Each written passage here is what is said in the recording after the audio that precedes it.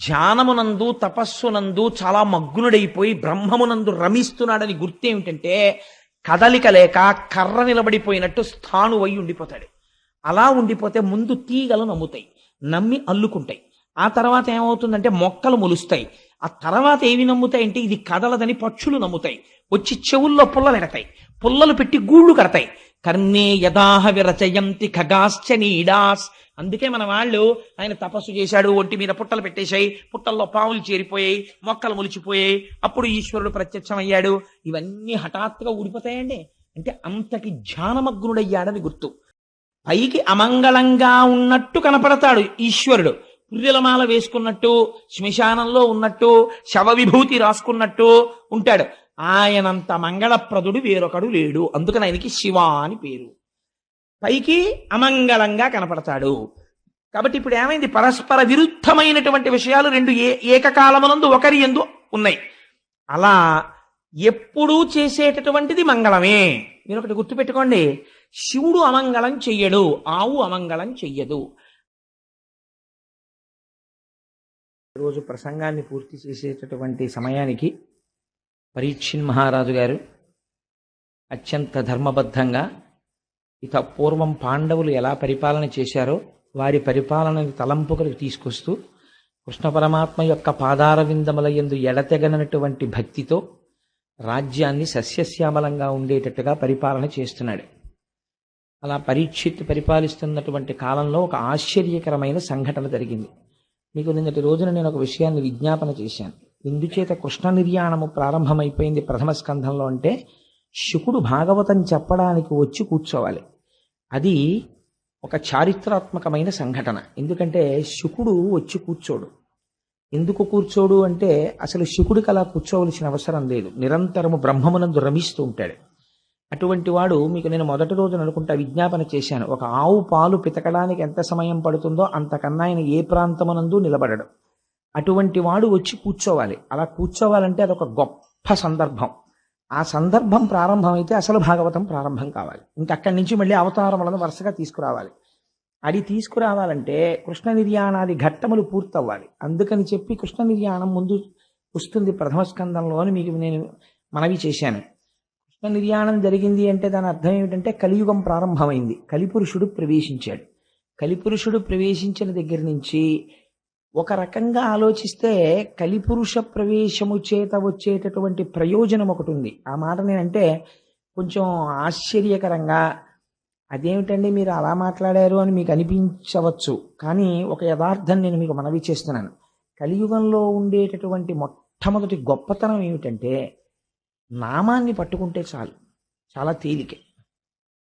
జాగ్రత్తగా నామాన్ని పట్టుకుని ఉండగలిగితే, ఈశ్వర కథని పట్టుకుని ఉండగలిగితే తరిస్తాడు. రెండవది, కలియుగంలో పుణ్యకార్యము చేశాడా లేదా చూడరు, పుణ్యకార్యమును తలపెట్టగలిగితే చాలు. కనీసం మనస్సులో 10 మాటలు, ఏమంటే నేను కాశీ వెళ్ళాలనుకుంటున్నాను, నేను తిరుమల వెళ్ళాలనుకుంటున్నాను, శ్రీశైలం వెళ్ళాలని ఉంటుంది, శ్రీశైలంలో సుప్రభాతం ఎలా జరుగుతుందండి, ఒక ఆవును తీసుకొస్తారట కదా, గోపూజ జరుగుతుందట కదా, అక్కడే కుండంలోకి నీరు వస్తుందట కదా, ఇవన్నీ ఎలా జరుగుతాయండి, జంబుకేశ్వరంలో అమ్మవారికి మధ్యాహ్నం నైవేద్యానికి అర్చకులు చీర కట్టుకుంటారట కదా, అంతటి శక్తి స్వరూపిణిట కదా అమ్మవారు, అర్చకులు కూడా అమ్మవారి ముందు పురుష రూపంలో నిలబడరట, నిజమేనా, అక్కడికి వెళ్ళాలని ఉందండి అని అన్నాడు అనుకోండి, ఆర్తితో ఆ మాట అంటే వెళ్ళిన ఫలితం వేసేస్తారు. అది విచిత్రం. అంటే ఏదో కోటేశ్వరరావు అలా అన్నారు కదా అని ఉట్టిన జంబుకేశ్వరం వెళ్దాం అనుకుంటున్నానండి, తిరుపతి వెళ్దాం అనుకుంటున్నానండి అంటే కాదు. నిజంగా ఇక్కడి నుంచి ఆర్తితో రావాలి. ఆ మాట వస్తే వేస్తారు. పాపకార్యం పూర్తయితే ఫలితం వేస్తారు. పాపకార్యం పూర్తి చెయ్యాలి, పుణ్యకార్యాన్ని పూనికతో తలుచుకోవాలి. ఇది కొంత అడ్వాంటేజా కాదా చెప్పండి నాకు. అయితే మీరు అలా నిలబడగలిగితే అది మీకు కొంత ప్రయోజనాన్ని చేకూర్చగలదు. కానీ అదే సమయంలో కలి అనబడేటటువంటిది ఒక విషపు పురుగు, చాలా ప్రమాదకరమైనటువంటి స్థితి. ఎందుచేతనంటే ఎప్పుడు దేహ సంబంధమైనటువంటి సుఖాల వైపుకే లాగేస్తాడు తప్ప అసలు ఈశ్వరుడి వైపుకి తల తిప్పనివ్వడు, ఉక్కిరి బిక్కిరి చేసేస్తాడు. అటువంటి యుగం ప్రారంభం అవుతోంది. అందుకని ఈశ్వరుడు ఆ సమయంలో నిలబడి ఉంటే కృష్ణ పరమాత్మ ఈ కలిపురుష ప్రవేశం జరగదు. అందుకని ఈశ్వరుడు కూడా ఆ యుగం జరగడానికి కావలసిన అవకాశం ఆయన ఇచ్చేశాడు. అందుకని అవతారం సాధించేశాడు. పరీక్షిన్ మహారాజు గారు దిగ్విజయ యాత్ర చేస్తున్నాడు. దిగ్విజయ యాత్ర చేస్తూ చేస్తుండగా ఒక చోట ఒక ఆశ్చర్యకరమైనటువంటి సంఘటన చూశాడు. దీన్ని మీరు కొంచెం జాగ్రత్తగా గమనించాలి. కేవలం మీరు ఒక పురాణ కథగా దాన్ని విన్నారనుకోండి, దానివల్ల ఎంత ప్రయోజనం వస్తుంది అంటే నేను చెప్పలేను. కానీ భాగవతంగా మీకు అర్థం కావాలంటే ఇది చాలా కీలకమైనటువంటి ఘట్టం. ఒక మహాపురుష ప్రవేశం జరిగే ముందు దాని వెనకాతల ఒక కీలకమైన సందర్భం ఉంటుంది. మీరు ఒక బంగారం ముద్ద పట్టుకెళ్ళి అయ్యా నాకు ఒక ఉంగరం చెయ్యండి అని చెప్తే మీరు జ్ఞాపకం పెట్టుకోండి, మీరు ఇచ్చిన బంగారం ముద్ద మీరు కోరుకున్న బంగారు ఉంగరంగా బయటికి వచ్చే ముందు అగ్ని జ్వాలల యందు ఆ బంగారము తప్తమవుతుంది, సుత్తి దెబ్బలు తింటుంది. ఇన్ని పడితే అప్పుడు మీరు కోరుకున్న బంగారం ఉంగరం చిన్న పెట్టిలో పెట్టి మీ చేతికి ఇస్తారు. ఉంగరముగా మారే ముందు, ఉంగరముగా వచ్చే ముందు వెనక ఒక గొప్ప విషమమైనటువంటి ఒక స్థితి నడుస్తుంది. ఇప్పుడు శుకుడొచ్చి కూర్చోవలసినటువంటి సందర్భం వస్తోంది. రావాలంటే దాని వెనకాత లేదో ఒక మహత్తరమైన సంఘటన జరుగుతోంది. మీరు ఆ కోణంలో దాన్ని పరిశీలన చెయ్యలేదు అనుకోండి, భాగవతాన్ని వ్యాసుడు అలా ప్రారంభం చేసినటువంటి రహస్యం మీకు అందదు. అది అందిందనుకోండి, అందుకే భాగవతం విన్నంత మాత్రం చేత జీవితం మారిపోతుందంతే. అభయం ఇచ్చేశారు. భాగవతం విన్నాడు, కొన్ని కోట్ల జన్మల తర్వాత వాడు వింటున్నాడు భాగవతం అని చెప్పేశారు. ఇప్పుడు మీరు ఆ కోణంలో మనస్సుని సంసిద్ధం చేసుకుని వినండి. పరీక్షిన్ మహారాజు చూస్తున్నాడు. పరీక్షిన్ మహారాజు చూడడం కాదు, మీరు చూడాలి. ఇప్పుడు అలా ఎలా చూస్తారన్నది చివరికి సమన్వయం చేస్తాను. పరీక్షిన్ మహారాజు దిగ్విజయ యాత్రలో తిరుగుతూ ఒక ప్రదేశమునకు వచ్చారు. వచ్చేసరికి అక్కడ ఒక ఆవు నిలబడి ఉంది, ఒక ఎద్దు నిలబడి ఉంది. ఈ ఆవు పిల్లలు పక్కన లేక, పిల్లలు కనపడక, పిల్లల యొక్క క్షేమవార్త తెలియక ఏడుస్తున్నటువంటి తల్లి ఎలా ఉంటుందో అలా ఉన్నది. ఈ ఉపమానం నేను మీకు చెప్పాను అనుకోండి, వాచికంగా చెప్పినప్పుడు చాలా తేలిగ్గా ఉంటుంది. ఏముందండి అది పెద్ద అని మీరు దాన్ని చాలా తేలిగ్గా తీసేస్తారు. తండ్రికి ఈ ఉపమానం వెయ్యరు, తల్లికి వేస్తారు. ఎందుకనంటే నేను మీకు ఒక ఉదాహరణ చెప్తే మీరు తొందరగా దాన్ని పట్టుకోగలుగుతారు. నేను ఒకప్పుడు సామర్లకోటలో ఉద్యోగం చేస్తుండేవాడిని. అప్పుడు నేను సామర్లకోటలో ఒకరోజు సాయంకాలం బస్ స్టాండ్లో నిలబడి ఉన్నాను, కాకినాడ వచ్చే బస్సు ఎక్కడానికి. నిలబడి ఉండగా ఒక ఆశ్చర్యకరమైన సంఘటన జరిగింది. పల్లెటూరి వాళ్ళు, పాపం తెలియని వాళ్ళు, వాళ్ళందరూ కూడా ఏదో ఇటువైపు పక్కన ఆ పెద్దాపురం దాటిన తర్వాత జగ్గంపేట వెళ్ళవలసినటువంటి బస్సు ఒకటి ఎక్కాలి. ఈ చిన్న పిల్లల్ని పట్టుకుని, ఇద్దరు మగపిల్లల్ని ఈ పల్లెటూరి ఆడవాళ్ళందరూ ఎక్కడంలో ఒక తల్లి కూడా ఒక బస్సు ఎక్కేసింది. ఎక్కేసిన తర్వాత ఆ బస్సు కండక్టర్ గారు అన్నారు, అయ్యో ఇది జగ్గంపేట వెళ్ళదమ్మా ఈ బస్సు, ఇటేదో వడ్లమూరు అటువైపుకు వెళ్ళిపోతుంది, పెద్దాపురం దాటిన తర్వాత ఇది జగ్గంపేట వెళ్ళదన్నాడు. మళ్ళీ అందరూ బిలబిల దిగిపోయారు. బస్సు వెళ్ళిపోయింది. బస్సు వెళ్ళిపోయిన ఒక్క 5 నిమిషాలకి ఈ తల్లితో పక్కనున్నావిడంది, మీ రెండో పిల్లాడేడే అంది. అనగానే అంతేనండి, అప్పటి వరకు చాలా ప్రశాంతంగా ఉంది పరిస్థితి. నీ రెండో పిల్లాడేడి అంది. అంతే, మారిపోయింది పరిస్థితి.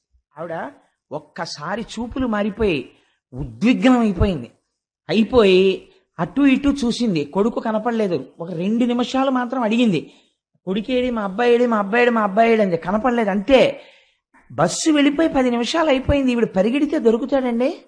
మీరు చెప్తే నమ్ముతారా? ఆవిడికి ఒంటి మీద బట్ట ఉందో లేదో కూడా ఆవిడ చూసుకోలేదు. గుండెలు బాధేసుకుంటూ ఆ పిల్లాడి కోసం ఏడుస్తూ బస్ స్టాండ్లోంచి బయటికి పరిగెత్తి పారిపోతుంది. పారిపోతుంటే చుట్టుపక్కల ఉన్న వాళ్ళందరూ పట్టుకుంటే ఆగదే. నువ్వు ఎక్కడికి పరిగెడతావే, బస్సు వెళ్ళిపోయి 10 నిమిషాలు అయిపోయిందంటే పాపం ఎవరో ఒక మహోపకారులు ఉంటారు, వాళ్ళు చూసి అయ్యో బెంగ పెట్టుకోకండి అమ్మా, మేము తీసుకొస్తాం పిల్లాడిని, ఆ పిల్లాడిని గుర్తుపట్టగలిగిన వాళ్ళని మా బండి మీద ఎక్కమనండి అని చెప్పి 5 నిమిషాల్లో రివ్వును వెళ్ళిపోయి ఆ బస్సు ఆగిన చోటుకి వెళ్ళిపోయి ఆ పిల్లాడిని మళ్ళీ వెతికి పట్టుకుని ఎక్కించుకుని మళ్ళీ తీసుకొచ్చేసారు. తీసుకొచ్చే కానీ తల్లి సహజస్థితికి వచ్చేసింది. వచ్చేస్తే ఏమే తీసుకొస్తారు కదా, అదేంటి ఆ గుండెలు బాధేసుకోవడం ఏమిటి, ఆ నేల మీద పడిపోవడం ఏమిటి, ఆ ఈ తలంతా దెబ్బలు, ఇదంతా నెత్తురు, ఆ కొట్టేసుకుంది, ఆ గుండెలంతా నిప్పి. అప్పుడు తెలుస్తోంది ఆవిడికి బాధ. ఆ కొడుకు కనపడే వరకు అసలు ఆవిడికి అలా దెబ్బలు తగిలాయని, నెత్తురు కారిపోతోందని, భూమికేసి కొట్టేసుకుంటున్నానని తెలియదు. తల్లి ప్రేమ అంటే అలా ఉంటుందండి. అమ్మ అన్న మాట అంత గొప్పది. అందుకే ఇవాళ పేపర్లో చూశాను, నేను చదవడం ఇవాళ టైమే కుదరలేదు. వేటూరి సుందరరామూర్తి గారు ఏడిచాడు మహానుభావుడు, తెలుగు భాషలో అమ్మని దూరం చెయ్యకండి అన్నాడు. అమ్మా అన్న మాటకి అంత గౌరవం ఉంది, అమ్మా అన్న మాట వెనక అంత ప్రేమ ఉంది. మాతృత్వంలో ఉన్నటువంటి ప్రేమ అంతటినీ తీసుకొచ్చి మీరు ఒక ముద్దగా పెడితే, ఆ ముద్దని మీరు చూడాలి అనుకుంటే ఆ ముద్దయే భూమి. భూమి అమ్మా. అందుకే భూమి గురించి ఎక్కడైనా చెప్పవలసి వస్తే పొంగిపోతారు ఋషులు. వాల్మీకి మహర్షి అయితే చితిక్షమా పుష్కర సన్నిభాక్షి అంటారు. అమ్మకుండే గొప్ప లక్షణం ఏమిటో తెలుసా అండి? ఓర్పు. ఎక్కడి నుంచి వస్తుందో తెలియదు. ఆ పిల్ల చివల్ రస్ అంటారు పెళ్లి చూపులకు ముందు. అమ్మో బలానా వాళ్ళ అమ్మాయిని చేసుకుంటారండి, అమ్మో ఆ అమ్మాయి ముక్కోపెండి బాబు, అన్నింటికీ కోప్పడుతుంది అంటారు. ఎక్కడికి పోతుందో తెలియదు ఆ కోపం అంతాను. ఒక్క ఇద్దరు పిల్లలు పుట్టేటప్పటికీ ఎంత అల్లరి చేయనివ్వండి, ఎంత ఓర్పు. ఓ 4 ఏళ్ళు పోయిన తర్వాత ఆ పిల్ల ఇంటికి వెడితే ఇటు ఆ అమ్మాయికే ఇంత ఓర్పు వచ్చేసింది, అంత ముక్కోపం ఉండేదనిపిస్తుంది. అమ్మకి ఓర్చగలిగినటువంటి గుణం ఉంటుంది. ఇవాళ భూమి దాన్ని కోల్పోయినది కలియుగ ప్రారంభంలో. అందుకని బిడ్డ కనపడని ఆవు ఏడ్చినట్టు ఏడుస్తోంది ఆవిడ. ఇది కలియుగానికి ప్రారంభం. అమ్మ ఏడుపుతో కలియుగం ప్రారంభమైంది. దీన్ని మీరు గుర్తుపట్టాలి. గుర్తుపడితే భాగవతం ఏమిటో మీకు అందుతుంది. ఏడుస్తుంటే పక్కన వచ్చి ఒక ఎద్దు నిలబడి ఉన్నది. ఇప్పుడు ఆ ఎద్దు ఒక కాలుతోనే ఉంది, 4 కాళ్ళు లేవు ఎద్దుకి, ఒక్కటే కాలు. అసలు మీరు ఒక విషయం ఆలోచించండి, ఒక కాలు మీద ఎద్దు నిలబడగలదా? ముందు 2 కాళ్ళు ఉండి వెనక 2 కాళ్ళు లేకపోతేనే ఆ ఎద్దుకి నడక లేదు. అటువంటిది 3 కాళ్ళు లేకుండా మీరు ఎద్దుకి ఎటువైపు కాలు ఒక్కటి ఉంచినా సరే అసలు ఆ ఎద్దు నిలబడి ఉండడాన్ని మీరు చూడగలరా? మీరు చూడలేరు. ఒక కాలుతో ఉన్న ఎద్దు భూమి మీదే డేకుతూ ఉంటుందంతే, నిలబడినట్టు కనపడుతుందంతే. ఇలా నిలబడినట్టు ఉన్నటువంటి ఎద్దు తన 3 కాళ్ళు పోయాయని ఏడవట్లేదు, ఆవు ఏడవడానికి ఆశ్చర్యపోయింది.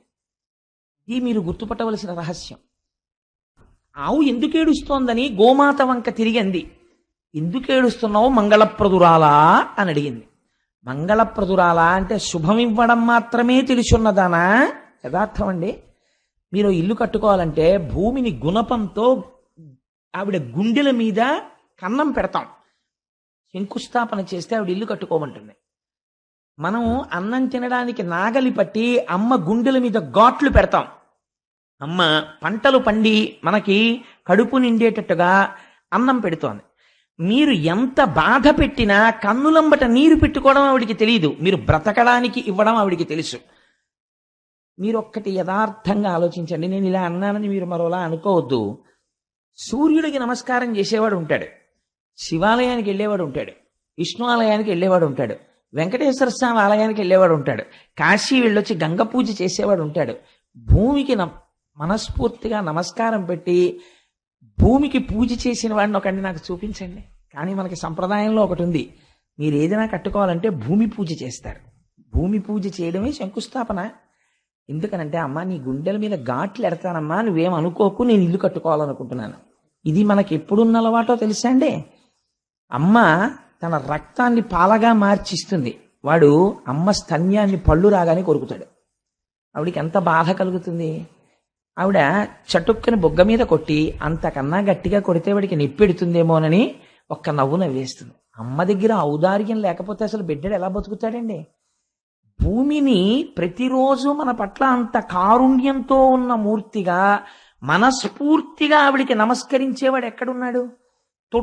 తుదన ఇంతమందితో మనం తిరిగి ఇంత డబ్బు సంపాదించి నావారనుకున్నటువంటి ఒక అజ్ఞానంతో వీళ్ళందరికీ పట్టుకొచ్చి అక్కడ పెడితే శరీరం పడిపోయిన తర్వాత 2 రోజులు ఉంచుకోరు. అంతవరకు ఎందుకండి? సొంత కారున్నవాడు ఎంతమంది ముందుకొచ్చి పార్థివ శరీరాన్ని మా కారులో పడుకోబెట్టండి తీసుకెడతామని గబుక్కును ముందుకు రారు కదా. ఇప్పుడు ఏమంటారు? బతికున్నప్పుడంటే ఎక్కించుకుంటారు. నేను అది తప్పు కూడా నేనేం పట్టట్లేదు. అందులో ఒక అమంగళం అంతే. శివము వెళ్ళిపోయిన తర్వాత ఆ తర్వాత ఏమంటారు? ఆ ఊపిరి వెళ్ళిపోయింది అనుకోండి, ట్యాక్సీ మాట్లాడండి అంటారు. శవాల్ ట్యాక్సీలని వేరే ఉంటాయి అవి. అది తీసుకొస్తే వాళ్ళు 2 రేట్లు చెప్తారు. వెనక సీట్లో పడుకోబెడితే 5,000 అవుతుందండి, డిక్కీలో పడుకోబెడితే 1,000 రూపాయలు అవుతుందండి అంటాడు. అప్పుడు మాట్లాడేవాడు ఏమంటాడంటే, ఒరే ఎందుకురా పాడి చేసిస్తావు అనవసరంగా, ఇంక ప్రాణం పోయిన తర్వాత ఎక్కడ పడుకోబెడితే ఏంటి, డిక్కీలో పడుకోబెట్టే అంటాడు.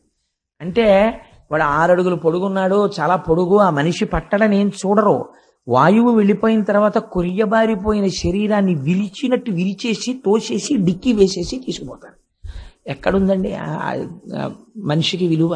ఆ శివము వెళ్ళిపోయిన తర్వాత అలాంటి శరీరాన్ని ఎవ్వరూ పుచ్చుకోరు. ఏమన్నా కాసేపు నా చెప్పులు ఉంచుకోండి అంటే ఉంచుకుంటారు, కాసేపు ఈ శవాన్ని అట్టే పెట్టండి అంటే ఎవడు పుచ్చుకోడు, నీ అసాధ్యం కొలబడుబు అంటారు. అలాంటిది మళ్ళీ పుచ్చుకునేది ఎవరైనా ఉంటే అమ్మ ఒక్కతే పుచ్చుకోవాలి. నిజంగా ఎంత ఔదార్యంతో మనం లేవగానే భూమికి నమస్కరించి భూమి మీద పడి ప్రణిపాతం చేసి, అమ్మా నన్ను మన్నించు, నాకు తక్కడం తప్ప మార్గం లేదమ్మా అని లేవాలి.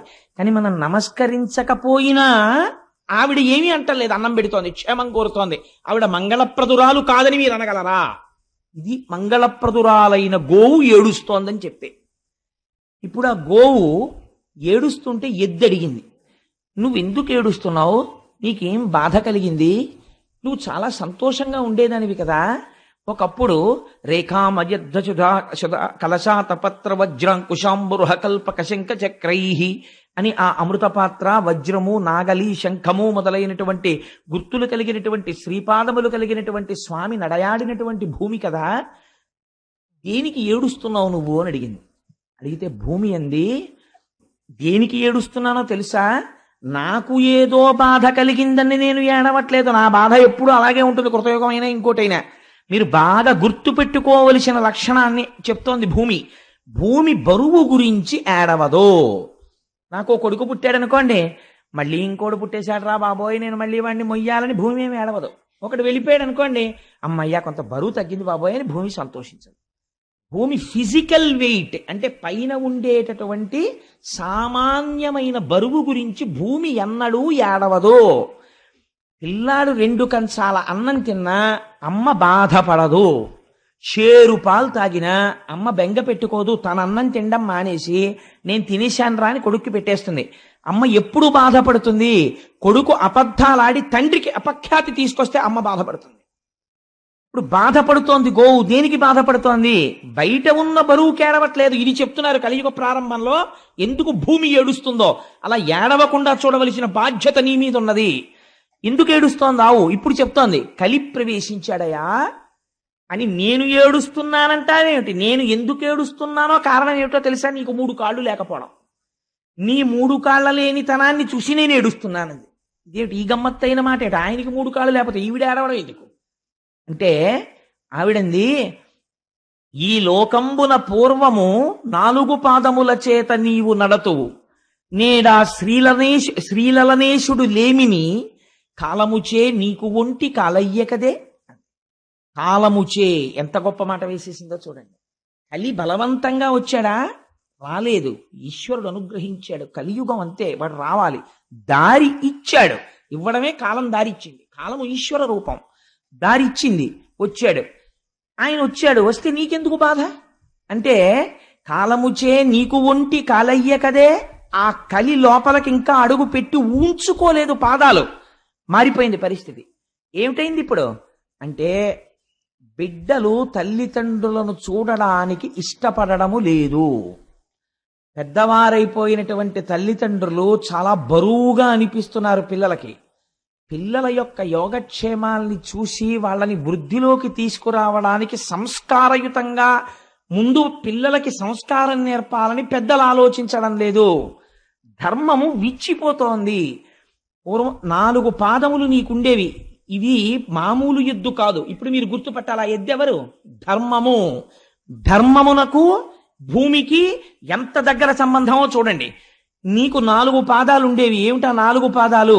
1 సత్యము, 2వది శౌచము, 3వది తపస్సు, 4వది దయ. ఈ 4 పాదములతో ధర్మం నడుస్తుంది. ఇలా నడిచేటటువంటి 4 పాదములు కలిగినటువంటి ధర్మం అనబడేటటువంటి వృషభమునకు, అందుకే శంకరుడు వృషభాన్ని ఎక్కుతాడంటాడు. అంటే ఆయన ధర్మమును అధిరోహించి నడుస్తాడు ఆయన. కాబట్టి ఇప్పుడు నీకు 1 పాదమే ఉన్నది, 3 పాదములు నీకు లేవు. ఎందుకు లేవు 3 పాదములు? ఈ 3 పాదములు లేకపోవడం చేత కలిపురుషుడు వచ్చేశాడు. వచ్చేయడం వల్ల నీకు 3 పాదాలు పోతే ఏమవుతుంది? దేవతలకు, ఋషులకు, మీరు చాలా జాగ్రత్తగా గుర్తుపట్టాలి ఆవు చెప్తున్న మాటల్ని. దేవతలకు, ఋషులకు, పితృదేవతలకు, ధీయుతులకు, నీకు, నాకు గోవులకు వర్ణాశ్రమములకు బాధ ఎనుచు కుందెదననగా. ఎవరెవరికిట బాధ? ఎందుకు ఏడుస్తున్నానో తెలుసా? వీళ్ల కోసమే నేను ఏడుస్తున్నానంది ఆవిడ. ఎవరి కోసం? దేవతలకు, దేవతల గురించి ఏడుస్తున్నాను. ఎందుకు ఏడుస్తున్నాను?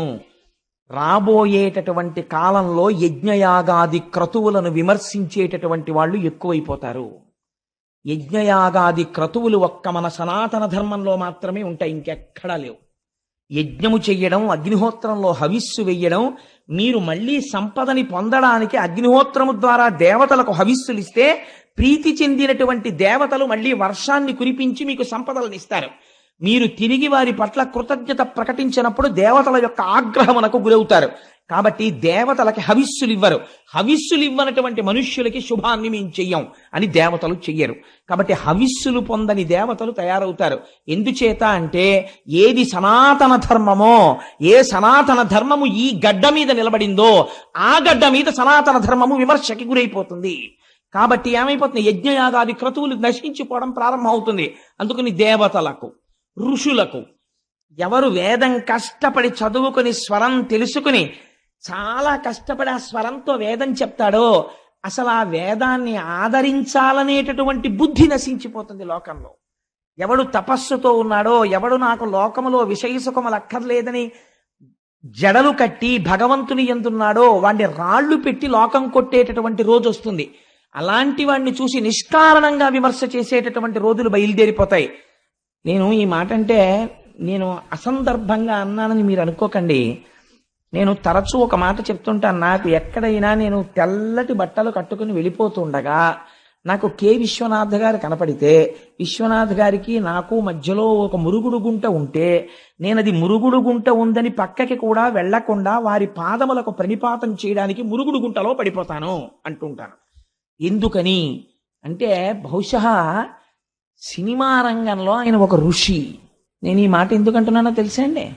ఆయన ఒక సినిమా తీశారు, నాకు ఆ పేరు జ్ఞాపకం లేదు, కానీ అందులో ఒక ఆఫీసరు వేదం చదువుకున్న వాళ్ళకి స్టైపెండ్ గ్రాంట్ చేస్తాడు. వేదం చదువుకుని 60 ఏళ్ళో 70 ఏళ్ళో వచ్చేసి వృద్ధుడైపోయినటువంటి పండితుడు పైన వస్త్రం కూడా లేకుండా ఉత్తరీయం వేసుకుని వచ్చి నిలబడితే ఆఫీసర్ ఎదురుగుండా 4 కుర్చీలు ఖాళీ ఉంటాయి. కూర్చోమని కూడా చెప్పడు. గోళ్లు కొరుకుతుంటాడు ఆయన. గోళ్లు కొరుక్కోవడం అంటే పని లేనివాడు చేసే పని ఏంటో గోళ్లు కొరుక్కుంటున్నామని. ఆయన కాలం గురించి మాట్లాడుతుంటాడు. అది విచిత్రం. అసలు కాలస్వరూపమైన ఈశ్వరుడు గురించి వేదం చెప్తోంది. వేదం చదువుకున్న వాడిని నించోపెట్టాడు, తను కూర్చున్నాడు. ఏమిటండి మీకు స్టైపెండ్ ఇమ్మంటారు, స్టైపెండ్ ఇమ్మంటారు, మీకేమొచ్చు చెప్పండి అంటాడు. ఘన చెప్పడం, జట చెప్పడం అంటే మాటలు కాదు. ఆయన ఘన జట చెప్తుంటాడు. చెప్తుంటే అబ్బబ్బబ్బబ్బబ్బా మాట మళ్ళీ ముందు పెట్టి వెనకబెట్టి, ముందు పెట్టి వెనకబెట్టి ఎంతసేపు చెప్తారంటే టైం వేస్ట్ అంటాడు. సరే, ఆ తర్వాత ఇప్పుడు నేను సినిమా గురించి అంత ఎందుకు గానండి అంటే ఏమైంది? కలియుగం ఎలా ఉంటుందో సెల్యులాయిడ్ మీద విశ్వనాథ్ గారు చూపించారు. ఇలా చూపించిన డైరెక్టర్ని ఒకటి నాకు చూపించండి. వేదము అవమానింపబడుతుంది. వేదం గురించి తెలుసున్నవాడు వేదం గురించి మాట్లాడాలి. వీడికి ఏం తెలుసు అని వేదం చదువుకున్న వాడికి వీడు స్కాలర్షిప్ను, వీడు స్టైపెండ్ గ్రాంట్ చేస్తాడు. ఘన జటా చదువుకున్న 70 సంవత్సరముల మహాపండితుణ్ణి నిలబెట్టి వేదం చదివితే వీడు నిర్ణయించి నెలకు 200 రూపాయలు గ్రాంట్ చేసేంత మొనగాడా? అంత అద్భుతంగా విమర్శ చేశాడు మహానుభావుడు. అందుకని దేవతలకు, ఋషులకు, పితృదేవతలకు తద్దినాలు పెట్టేవాళ్ళు కొరవైపోతారు. పితృదేవతలు ఏడుస్తుంటారు. ఒక్కడు తద్దినం పెట్టేవాడు కనపడ్డం. ఎందుకు పెట్టడు అంటే, ఎందుకండి శ్రాద్ధం పెట్టడం? శ్రాద్ధం అంత షార్ట్ కట్ ఏది ఉండదు. నేను ఒక మాట అంటే మీరు ఏమనుకోకండి, భాగవతంగా చెప్పేస్తే భాగవతం ఎందుకండి? పెద్ద కోడల్ని ఇంటికి తెచ్చుకునే ముందు అంత జాగ్రత్త ఎందుకు పడతారో తెలుసా? రేపొద్దున్న పితృదేవతలకి అందాలి అంటే ఆ పెద్ద కోడలు దీపం పెట్టాలి. కొడుకును పుట్టినటువంటి వాడు పెడితే అందుకోరు, కోడలు దీపం పెట్టాలి. తల్లిదండ్రుల పట్ల, అత్తమామల పట్ల సంస్కృతి సంస్కారం ఉన్న కోడలైతే దీపం పెడుతుంది. నేను ఎన్ని ఇళ్లలో చూశాను, తద్దినం పెట్టేటప్పుడు అసలు కోడలు వచ్చి దీపమే పెట్టదు. కాబట్టి పితృదేవతలకు ఇంత గొప్ప కోడలరా నా కోడలని వాళ్ళు ఏడుస్తారు అప్పుడు. అందుకని పితృదేవతలకు, నీకు ధర్మం పోతోంది, నాకు భూమికి, నీకు నాకు గోవులకు, ఆవులు అవమానింపబడతాయి. ఎప్పుడు చెప్పేసిందో చూడండి, కలియుగ ప్రారంభంలో చెప్పేసింది.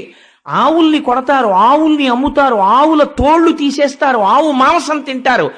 గోవు అవమానింపబడిన చోట ఏ గోవు నుంచి వచ్చిన సమస్త పదార్థములు గౌరవింపబడ్డాయో అక్కడ గోవుల్ని రక్షించుకోవడానికి కేంద్రాలు వెలియవలసినటువంటిది, ఉద్యమాలు నడపవలసినటువంటి దౌర్భాగ్యం ఈ జాతికి వచ్చేస్తుంది. కాబట్టి గోవులకు, నానావర్ణాశ్రమములకు బాధయనచు కుందెదననగా కలియుగం ప్రవేశించింది అనడానికి ఇదే గుర్తు. వీళ్ళందరూ బాధలకు గురవడం ప్రారంభమైపోతోంది. అందుకు ఏడుస్తున్నానయ్యా అంది. నీ ఒక మాట చెప్పింది, నీకు 4 పాదములు ఉండేవి: సత్యము, శౌచము, తపస్సు, దయ. ఇప్పుడు ఇందులో 3 పాదములు పోయాయి. మీరు అలా చెప్తే నేను అలా అన్నాను అనుకోండి, ఇప్పుడు అది బయట ఉన్నటువంటి ఒక ఎద్దా కాదని నేను అంటున్నాను కదా. ఎద్దు ధర్మస్వరూపం, ఆవు భూస్వరూపం అని కదా నేను చెప్తున్నాను. ధర్మస్వరూపమునకు 3 పాదాలు పోయాయంటే ఎలా పోతాయండి? మీరు ధర్మమన్నా ఆచరించాలి, అధర్మమన్నా ఆచరించాలి కదా. మీరు ధర్మంగా ఉండాలి, మీరు ధర్మం చేయలేదు కాబట్టి ఏం చేసినట్టు? అధర్మం చేసినట్టు. కాబట్టి ఈ 3 పాదాల స్థానాల్లో మరి అధర్మమైనటువంటి 3 ఏముంటాయి? అవేవో తిరుగుతున్నాయి అన్నమాట బయట. ఈ 3 ఇక్కడ లేవు అంటే 3 తిరగకూడనివేవో తిరుగుతున్నాయి. అవి ఇక్కడ ధర్మానికి ఉండవు పాదాలుగా, అధర్మానికి ఉంటాయి. దాని గురించి చెప్పక్కర్లేదు. కానీ ఆ 3 ఏమిటై ఉంటాయి? ఆ 3 తిరగబట్టి ఈ 3 తెగిపోయాయి. ఏ 3 తిరుగుతున్నట్టు అంటే సత్యం అనేటటువంటి పాదము తెగదు. జ్ఞాపకం పెట్టుకోండి. ఎందుకని? ఇన్ని అధర్మాలు చేసినా దేవుడి గురించి తెట్టేటటువంటి వాడికి కూడా లోపల దేవుడు ఉన్నాడు కాబట్టి తిరుగుతున్నాడు. వాడు తిన్నది జీర్ణం చేయడం మానేశాడు అనుకోండి, చచ్చి ఊరుకుంటాడు. వాడు ఏం తిడతాడు వాడు? అందుకని లోపల ఆయన ఉండి ఊపిరిని వాక్కుగా మారిస్తే తిడుతున్నాడు కృతజ్ఞుడై. కాబట్టి ఈశ్వరుడు ఇంకా ఉన్నాడు కాబట్టి ఈ లోకం ఉన్నది, మారని పదార్థము ఇంకా కాపాడుతోంది. కాబట్టి సత్యం అలా ఉన్నది, అదొక్కటే పాదం. మరి పోయినది ఏది? శౌచము పోయినది. శౌచము దేని చేత పోయినది అంటే దుష్టజనులతో కూడినటువంటి సంగము వలన పోయినది. అంటే ఎంత పెద్ద కాషన్ ఆర్డర్ పడిపోయిందో చూడండి భాగవతంలో. అన్నిటికన్నా జీవితంలో మీరు చాలా జాగ్రత్తగా ఉండవలసినది దేని విషయంలో? స్నేహము విషయంలో. మీ ఇంటికి తమంత తాముగా 50 మంది రావచ్చు, 50 మంది మాట్లాడచ్చు. మీ స్థితి నుంచి మీరు జారిపోకూడదు. జారిపోకుండా దుష్టుడైన వాడు మీ ప్రమేయం లేకుండా ఒకనాడు మీకు తారసపడతాడు, మీతో వచ్చి మాట్లాడతాడు. వాడి మాటలు మీరు ఎలా వినాలంటే తామరాకు మీద నీటి బొట్టు పట్టినట్టు పట్టాలి. అది వెంటనే జారిపోవాలి తప్ప, ఒక చిరునవ్వుతో విని వదిలిపెట్టాలి తప్ప దానికి మీరు మనసులో స్థానం ఇచ్చారనుకోండి అంతే, శౌచము పోతుంది. శౌచం అంటే ఏమిటో తెలుసా అండి? ఆచారము, నడువడి, వ్యవహారము ఇవన్నీ నశించిపోతాయి. వాడు మాట చెప్తాడు, ఎందుకంటే అవన్నీ ఏం అక్కర్లేదంటాడు. అవన్నీ అక్కర్లేదండి, ఎవరు చెప్పారు మీకు? అవన్నీ ఏం అక్కర్లేదంటాడు. తండ్రికి శ్రాద్ధం పెట్టాలని ఎవరు చెప్పారు? పెట్టక్కర్లేదంటాడు. అందుకని శౌచము పోయినది. దేని వలన పోయినది? మీరు ఒకటి జ్ఞాపకం పెట్టుకోండి, ఆచారం అవసరమా, అవసరము లేదా? ఆచారం అవసరమే అని నేను అంటాను. ఎందుకంటానో చెప్పనండి. ఆచారము ముందు లేకపోతే మీరు మొహం కడుక్కోకుండా అన్నం ఎందుకు తినరు? మొహం కడుక్కోకుండా అన్నం ఎందుకు తినకూడదండి? మొహం కడుక్కోకుండా లోపలికి ఎడుతోంది కదా, పాచి ఎక్కడి నుంచి వచ్చింది? మీలోంచి వచ్చిన పాచే కదా మీ నాలిక మీద ఉన్నది, పళ్ళ మీద ఉన్నది. నేనే పుచ్చేసుకుంటాను, మళ్ళీ నేను తింటాను అన్నం. ఎందుకు తింటలేదు? లేకపోతే మీరు స్నానం చేయకుండా అన్నం ఎందుకు తింటలేదు? లేకపోతే నేను చొక్కా కింద ప్యాంటు పైన వేసుకుంటాను, ఎందుకు వేసుకోరు? అంటే ఒక ఆచారం ఉన్నది ప్రపంచంలో. ముందు ఒక మంచి జరగడానికి దానికి కావలసినటువంటి ఉపకరణములు ఆచారము చేత సిద్ధిస్తాయి. మీరు తిన్నటువంటి పదార్థమునందు శౌచం ఉండొచ్చు. భార్య ఎంతో కష్టపడి మంచి పదార్థం వండింది, మీరు రోజు మొహం కడుక్కోకుండా అన్నం తింటే ఏమవుతుంది? బ్యాక్టీరియా అంతా మళ్ళీ కడుపులోకి వెళ్ళి లేనిపోని జబ్బు వస్తుంది. మొహం కడుక్కోవడం అనేది ఆచారం అయితే, మొహం కడుక్కున్న తర్వాత అన్నం తినడం అనేటటువంటిది తదనంతరం ఈశ్వరుని యొక్క అనుగ్రహం పొందడానికి మీరు చేసేటటువంటి కర్మ యొక్క సాఫల్యతని పొందడానికి కావలసిన రీతిలో సంసిద్ధం అవడం. ఆ స్థాయిలో ఆచారం అవసరమా కాదా? అవసరమే. ఏ స్థాయిలో అవసరం లేదు? రమణ మహర్షికి అవసరం లేదు. రమణ మహర్షి గోచి పెట్టుకుని 30 రోజులు స్నానం చేయకుండా తిరుగుతారు. మీరు ఆయన్ని సామాన్యుణ్ణి పోలుస్తారా? జ్ఞాని ఎక్స్ట్రీమ్. జ్ఞానితో సామాన్యుణ్ణి పోల్చడం కుదరదు. ఆయన బ్రహ్మమునందు రమిస్తున్నాడు, నువ్వు రమించి మానే. అప్పుడు నీకు అసలు ఒంటి మీద బట్టలేదన్న విషయం స్పృహలో లేదు. అప్పుడు ఈ ఆచారం గురించి మాట్లాడలేవు. ఇప్పుడు నువ్వు ఆచారం గురించి ఎలా మాట్లాడతావు? కుదరదు అది.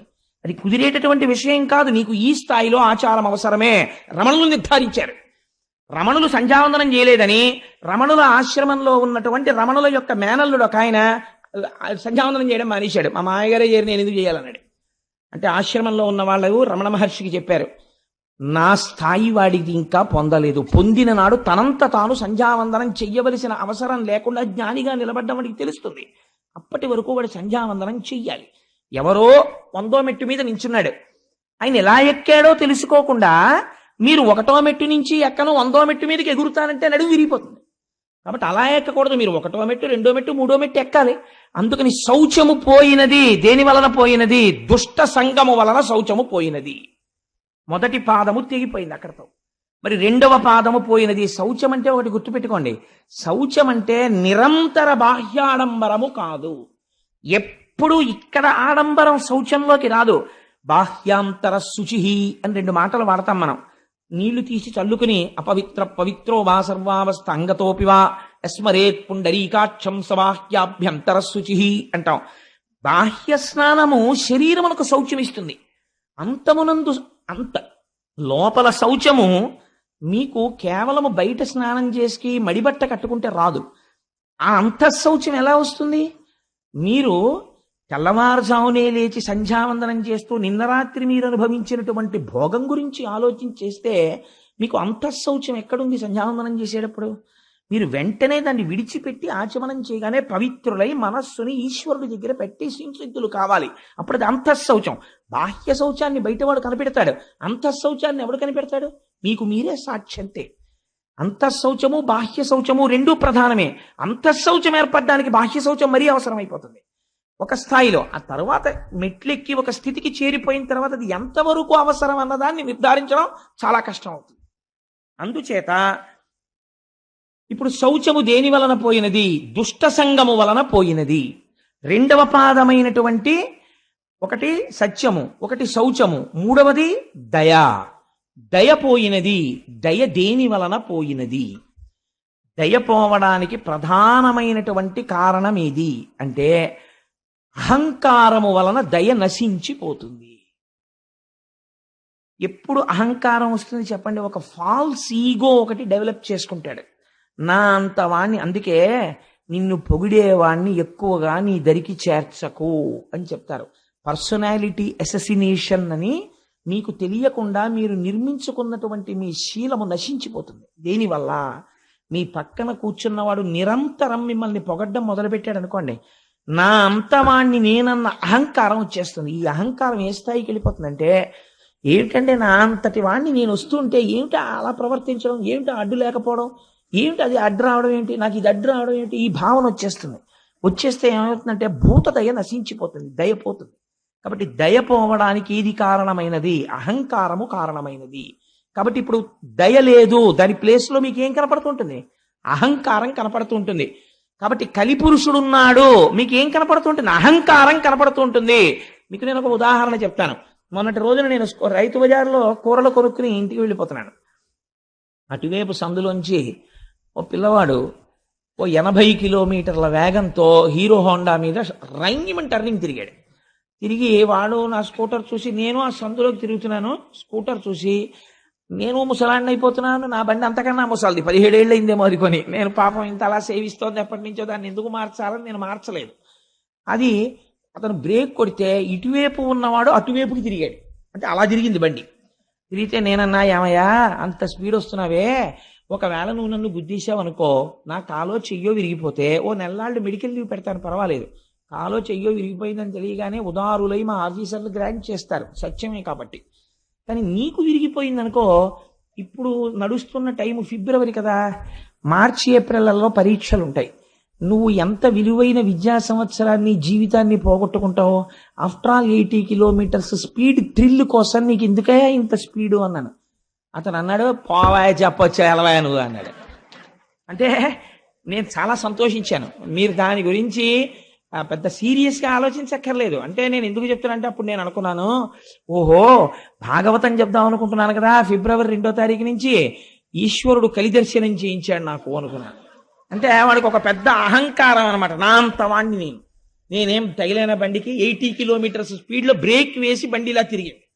ఎంత సంతోషం వాళ్ళకి ఇలా తిరిగిపోతుంటే. అలా అనుకుంటున్నాడు. అది చూడండి ఇప్పుడు ఏమైపోయింది, అది నిజంగా దయ కలిగిన వాడు అనుకోండి, అయ్యో మాస్టర్ మీరు అంత మాట అన్నారు, మీకు కూడా చూస్తుంటే 20 ఏళ్ల కుర్రాళ్ళ లేరు, పాపం మీకు కాలో చెయ్యో విరిగిపోతే మీకు ఇబ్బందే కదండి, అంత మాట అన్నారు నా వృద్ధిని కోరి, చాలా సంతోషం అండి అన్నాడు అనుకోండి, అతనికి దయ ఉందని నా పట్ల. అంటే ఇప్పుడు అతని విషయంలో తెగిపోయిన ఎద్దే ఉంది అతనిలో. అంటే ఇప్పుడు ధర్మము యొక్క ప్లేస్ని ఎవరు రీప్లేస్ చేస్తున్నారు? అధర్మము రీప్లేస్ చేస్తారు. కలిపురుషుడు వచ్చాడు. మామూలుగా మీరు దయ పోయినది, శౌచము పోయినది అన్నారనుకోండి, మీకు కలిపురుష దర్శనం ఎక్కడవుతుంటుంది? ఇప్పుడు మీరు పెద్ద సినిమా మీకు కనపడుతుంది ప్రపంచంలో. ఇప్పుడు మీరు రోడ్డు మీద వెళ్ళిపోతున్నారనుకోండి, మోటార్ సైకిల్ మీద వెళ్ళిపోతూ సెల్ ఫోన్ మాట్లాడుతున్నవాడు లోకమునందు దయలేనివాడు, వాడు ఎవరినైనా గుద్దేస్తాడు. కొంతమంది మోటార్ సైకిల్ మీద వెళ్ళిపోతూ ఈశ్వరుడు 2 చేతులు ఇస్తే వదిలేస్తారు, వాడికి ప్రమాదం మనకి ప్రమాదం. కాబట్టి ఇవన్నీ ఏమిటంటే కలిపురుష లక్షణాలే. కాబట్టి మీరు ఓహో ఇదంతా కలిపురుష లక్షణం ఇంత ప్రబలంగా ఉందన్నమాట అని మీరు వెంటనే కృష్ణపాదాలని స్మరించుకుంటూ ఉండాలి. కాబట్టి ఇప్పుడు ఏమైపోయినది? దయ అహంకారం వలన పోయినది. మూడవది ఇది తపస్సు. తపస్సు దేని వలన పోయినది? సమ్మోహము వలన పోయినది. సమ్మోహం అంటే ఏమిటి? ఇది ఒక విచిత్రమైనటువంటి లక్షణం. ఎందుకంటే అసలు ఆ చేయవలసిన అవసరం ఏముందండి అని. మీరు చాలా కృతక వేదాంతం ఒకటి వింటుంటారు, మీరు ఎప్పుడైనా విన్నారో లేదో.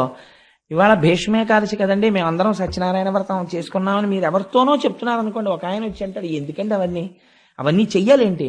ఇక్కడ ఉండాలండి శుద్ధి. ఇక్కడ శుద్ధి కోసం వాడు వ్రతం చేసుకున్నాడు. నీకంత శుద్ధి నిజంగా పొందేసిన వాడివైతే ఏమంటారో తెలుసా అండి? మహాత్మా అంటారు. పొద్దున్న మా ఇంటికి తత్వవిధానంద సరస్వతి మహారాజ్ అని ఒక మహానుభావుడు వచ్చారు. వారితో పాటు వేరొక పరివ్రాజకులు వచ్చారు. వారిని ఏమని పిలుస్తారో తెలుసా అండి? ఎప్పుడు నేను గమనిస్తూ ఉంటాను, రండి మహాత్మా అంటుంటారు అందరినీ. తత్వవిధానంద సరస్వతి మహారాజ్ దగ్గర శిష్యుడని చెప్పుకోవలసిన స్థాయి వారై ఉండవచ్చు వారు, లేదా వారి నాన్నగారి దగ్గర చదువుకున్నారు. అయినా వారికి అహంకారం ఉండదు. వారు ఆయన్ని కూడా తన పక్కన కూర్చోపెట్టుకుని చక్కగా వారిని పిలిచేటప్పుడు మహాత్మా రండి అంటారు. ఆ పిలుపులో ఆయనలో కలి ప్రవేశించలేకపోయాడు అనమాట. అందుకని అహంకారాన్ని చెక్ చేస్తున్నారు ఆయన. ఇప్పుడు అహంకారం లేదు, ఏదుంది? దయ ఉన్నది. అక్కడ అంటే ఇప్పుడు ఎవరున్నారు? కృష్ణుడున్నాడు. అక్కడ కృష్ణుడున్నాడు తప్ప కలి లేడు. కృష్ణుడే ఉన్నాడని ఏమి గుర్తు? మీరు ఏం చెప్పమన్నా కృష్ణుడి గురించే చెప్తుంటారు, ఈశ్వరుడు గురించే పలుకుతుంటారు. ఎందుకు పలుకుతుంటారు? లోపల ఆ పాదం లేదు, ఈ పాదం ఉంది. కాబట్టి ఎక్కడుందండి ఆ ఎద్దు? నిజంగా అక్కడెక్కడో పరీక్షిత్తు కనపడలేదు. ప్రతి చోట మీకు ఈ ఆవు ఎద్దు కనపడుతూనే ఉంటాయి. ఇలాంటి ఎద్దు కనపడ్డప్పుడల్లా ఈ ఆవు ఏడుస్తూనే ఉంటుంది. ఈ ఆవు ఏడిచినప్పుడల్లా పిడుగులు పడుతూనే ఉంటాయి, సునామీలు వస్తూనే ఉంటాయి. లోకమునందు అలా ఏడ్పించడాలు ఎక్కువైపోయాయి అనుకోండి, మహాత్ముల జోలికి వెళ్ళిపోయారనుకోండి, సునామీలు వచ్చేస్తాయి, పిడుగులు పడిపోతాయి, భూకంపాలు వచ్చేస్తాయి, సర్వనాశనం అయిపోతుంది. భూమి ఏడ్చింది. ఆ ఏడ్పు వల్ల వచ్చినటువంటి అదంటే దుష్టమైనటువంటి ఫలితం అది. కాబట్టి తపస్సు దేని వలన పోయింది? సమ్మోహము వలన పోయినది. కాబట్టి ఇప్పుడు ఈ 3 పోయాయి. ఈ 3 స్థానంలో ఏమి వచ్చినట్టు? ధర్మము యొక్క పాదములు పోయి అధర్మము యొక్క పాదములు వచ్చాయి. అధర్మము యొక్క పాదములు ధర్మమునకు అంటుకుని ఉంటాయా? ఉండవు. అది ధర్మము యొక్క ధర్మస్వరూపమైన వృషభము. అందుకని 3 పాదములు లేకుండా కనపడుతోందంటే కలియుగంలో. సో అదర్వైజ్ సేస్ ఇంకొక చోట ఉన్నాయి ఆ 3 పాదాలు. ఆ 3 పాదాలే ఇప్పుడు తిరుగుతున్నాయి. కాబట్టే నేను ఏడుస్తున్నాను. ఈ 3 పాదాలు తిరుగుతుంటే ఏడిచ్చే వాళ్ళు ఎవరో వాళ్ళ కోసం నేను ఉండాలి, సాధు పురుషులై ఉండాలి. ఈ 4 పాదాలు నడవాలని కోరుకునే వాళ్ళు ఆ యనమండుగురు. ఆ యనమండుగురికి బాధ, నేను ఏడుస్తున్నాను. నేను ఏడవడానికి కారణం నీ 3 పాదాలు లేకపోవడం. ఎంత గొప్ప సింబాలిజం తీసుకొచ్చారండి వ్యాసుల వారు. ఇప్పుడు ఇది ఆవు ఎద్దు ఏడుస్తున్నాయి. ఏడుస్తుంటే ఒక విచిత్రమైనటువంటి సంఘటన జరిగింది. ఒక వ్యక్తి ఆ ఆవు ఎద్దు దగ్గరికి వచ్చాడు. ఎవరైనా అంటే దాని గురించి ఒక పెద్ద వర్ణన చేశారు పోతన గారు. కాలక్రోధుడు, దండహస్తుడు, నృపాకారుండు, కఠినాత్ముండు. అటువంటి వాడు సామాన్యమైన క్రోధం కాదది, అపారమైనటువంటి కోపం. అందుకని కాలక్రోధుడు. అంతటి కోపంలో ఉన్నవాడు. దండహస్తుడు, పైగా చేతిలో కర్ర పట్టుకున్నాడు. అసలే కోపం, దానికి తోడు చేతిలో కర్ర ఉంది. ఎంత ప్రమాదం చూడండి. దండహస్తుడు, నృపాకారుండు. పైగా ఉన్నది ఎలా ఉన్నాడు? రాజుగారిలా ఉన్నాడు. రాజు ఎటువంటి ఆభరణములు పెట్టుకుంటాడో, ఎటువంటి కిరీటం పెట్టుకుంటాడో అవి పెట్టుకున్నాడు. ఇప్పుడు పరిపాలకుడిలా ఉన్నాడు, కానీ వాడు ఎప్పటికీ పరిపాలకుడు కాలేడు. ఎందుకని? లోపల పరిపాలనాంశ లేదు, పరిపాలించడానికి తగిన సంస్కార బలము లేదు, కానీ పరిపాలకుడైనాడు. కాబట్టి ఏమయ్యాడు? నృపాకారుండు, నృపుండు కాడు. ఇది కలియుగ లక్షణం. ఎంత అందంగా వేసేశారో చూడండి. ఇంకా దాని వ్యాఖ్యానం మీరు మనసులో ఎంత దూరమైనా వెళ్ళచ్చు. నృపాకారుండు జంఘాలుండొక్కడు శూద్రుడు అసురగతిన్ కారుణ్య నిర్ముక్తుడై నెలంకూలగతన్య బంతిచిలగా నిర్ఘాత పదాహతి. నృపాకారంలో వచ్చినటువంటి వాడు బిడ్డ కనపడక ఏడుస్తున్నటువంటి తల్లిలా శుష్కించిపోయి ఉన్నటువంటి ఈ ఆవుని అపారమైనటువంటి కోపంతో ఏమీ చెయ్యకుండా అలా నిలబడి ఉన్నటువంటి ఆవుని తన కాలెత్తి ఒక్క తన్ను తన్నాడు. నెలంకూలగే బంతిచిలగా ఆ ఆవు తిరగబడిపోయింది. అలా ఒక్క తన్ను తన్నాడు. ఒక కాలు మీద నిలబడినటువంటి ఎద్దుని ఇంకొక తన్ను తన్నాడు. ఆ ఎద్దు కింద పడిపోయింది. పడిపోతే వాడు ఊరుకోలేదు. వాడు తన చేతిలో ఉన్న దండముతో కొడుతున్నాడు వీటి రెండింటిని. ఎవరిని? భూమిని కొడుతున్నాడు. అంటే ఏ భూమిని వలన తాను బ్రతుకుతున్నాడన్న విషయాన్ని మరిచిపోయి ప్రవర్తిస్తున్నాడు. ధర్మమును దెబ్బతీస్తున్నాడు. అదే పనిగా కొడుతున్నాడు. ఇవి రెండు ఏడుస్తూ కన్నుల వెంట నీరు కారుస్తూ కింద పడి లేచి కుంటి పడి ఉన్నాయి. కైలాసాచల సన్నిభంబగు మహాగంభీర గోరాజమున్ అటువంటి ఆవుని పట్టుకుని ఇలా కొట్టి ఏడిపిస్తున్నాడు. ఆ ఆవు ఎలా ఉంది? కైలాసాచల సన్నిభంబగు మహాగంభీర గోరాజమున్. అటువంటి ఆవు కైలాస పర్వతం ఎలా ఉంటుందో అంత తెల్లమైనటువంటి ఆవు. ఎందుకండి ఆ పోలిక వేయాలి? కైలాసము ఈశ్వరుని ఆవాసము. ఈశ్వరుడు పైకి అపవిత్రంగా కనపడతాడు. మీకు ఎలాగో దక్షయజ్ఞ ధ్వంసం వస్తుంది 2-3 రోజుల్లో. అసలు ఆ దక్షయజ్ఞ ధ్వంసం ఇందురు గాని ఎన్ని గమ్మత్తులుంటాయో. పార్వతీ పరమేశ్వరులు మాట్లాడుకుంటారు. పుట్టింటికి పిలవకుండా వెళ్ళాలా వద్దా పెద్ద సబ్జెక్టు. అంత పెద్ద సబ్జెక్టు వాళ్ళిద్దరి మధ్య నడిస్తే ధర్మ సంబంధమైనటువంటి చర్చ చేస్తారు ఇద్దరు. ఆఖరికి వెళ్ళింది పార్వతీదేవి. సరే, ఆ తదనంతర విషయాలు ఎలా ఉంటాయి, వీరభద్రుడు ఎలా వస్తాడు, అసలు పోతన గారి పద్యాలు ఎలా ఉంటాయి ఆ సమయంలో మీరు చూద్దురు గాని ఆ విషయాన్ని. అది వేరు మాట. కానీ నేను ఎందుకు ఈ విషయాన్ని ఇప్పుడు విజ్ఞాపన చేశానంటే, అక్కడ ఈ ఆవుని ఎద్దుని కొట్టేటప్పుడు కైలాసాచల సన్నిభంబగు మహాగంభీర గోరాజమున్, పైకి అమంగళంగా ఉన్నట్టు కనపడతాడు ఈశ్వరుడు. పుర్రెలమాల వేసుకున్నట్టు, శ్మశానంలో ఉన్నట్టు, శవ విభూతి రాసుకున్నట్టు ఉంటాడు. ఆయనంత మంగళప్రదుడు వేరొకడు లేడు. అందుకని ఆయనకి శివ అని పేరు. పైకి అమంగళంగా కనపడతాడు. కాబట్టి ఇప్పుడు ఏమైంది? పరస్పర విరుద్ధమైనటువంటి విషయాలు రెండు ఏకకాలమునందు ఒకరి యందు ఉన్నాయి. అలా ఎప్పుడూ చేసేటటువంటిది మంగళమే. మీరు ఒకటి గుర్తుపెట్టుకోండి, శివుడు అమంగళం చెయ్యడు, ఆవు అమంగళం చెయ్యదు. ఆవు ఆయన చాలా గొప్పవాడు. నేను ఇలా చెప్పానని మీరు ఏమనుకోకండి. నేను ఒక ఉదాహరణ చెప్తాను. దీనివల్ల పెద్దలు ఎంత బాధపడ్డారంటే, ఒకానొక సమయంలో రమణ మహర్షి స్నానం చేస్తే ఆయన అప్పటికి పాపం సర్కోమా తీవ్రత పొందేసి అడుగు తీసి అడుగు వెయ్యలేని స్థితిలో ఒక గదిలో స్నానం చేస్తుండేవారు. స్నానం చేస్తే ధూర్త లక్షణాలు అంటే ఎలా ఉంటాయంటే, ఆయన స్నానం చేసిన నీళ్లు తూములోంచి బయటికి వచ్చేస్తుంటే ఆయన చూడకుండా ఆయన స్నానానికి వెళ్ళగానే సీసాలు అట్టుకుని నించునేవారు. ఆయన స్నానం చేసి నీళ్లు బయటకు వస్తుంటే తూములోంచి ఆ సీసాలో నీళ్లు అట్టుకుని పట్టుకెళ్లి తీర్థాల కింద ముచ్చేసుకునేవారు. ఆయన ఒకసారి బయటకు వచ్చి చూసి తెల్లపోయారు, ఏమిటి వీరి పనులని. రమణ మహర్షి స్నానం చేసిన నీళ్లు తాగితే జ్ఞానం వస్తుందా? రమణ మహర్షి చెప్పినటువంటి విషయాన్ని మీరు పాటిస్తే జ్ఞానం వస్తుందా? అంటే అర్థం ఉండదా చేసేటటువంటి పనికి. అలా ఆయన ఎంత మహాజ్ఞాని కానివ్వండి, ఆయన ఎంత గొప్పవాడు కానివ్వండి, ఆయన మూత్ర విసర్జన చేశాడు అనుకోండి, ఆ మూత్ర విసర్జన చేసినటువంటి మూత్రాన్ని తీసుకొచ్చి మీరు ఈశ్వరార్చనలో వాడగలరా? ఆయన మహాజ్ఞాని. మీరు వాడరు, అలా వాడకూడదు కూడా, అసలు ఆ ప్రశ్నే రాదు.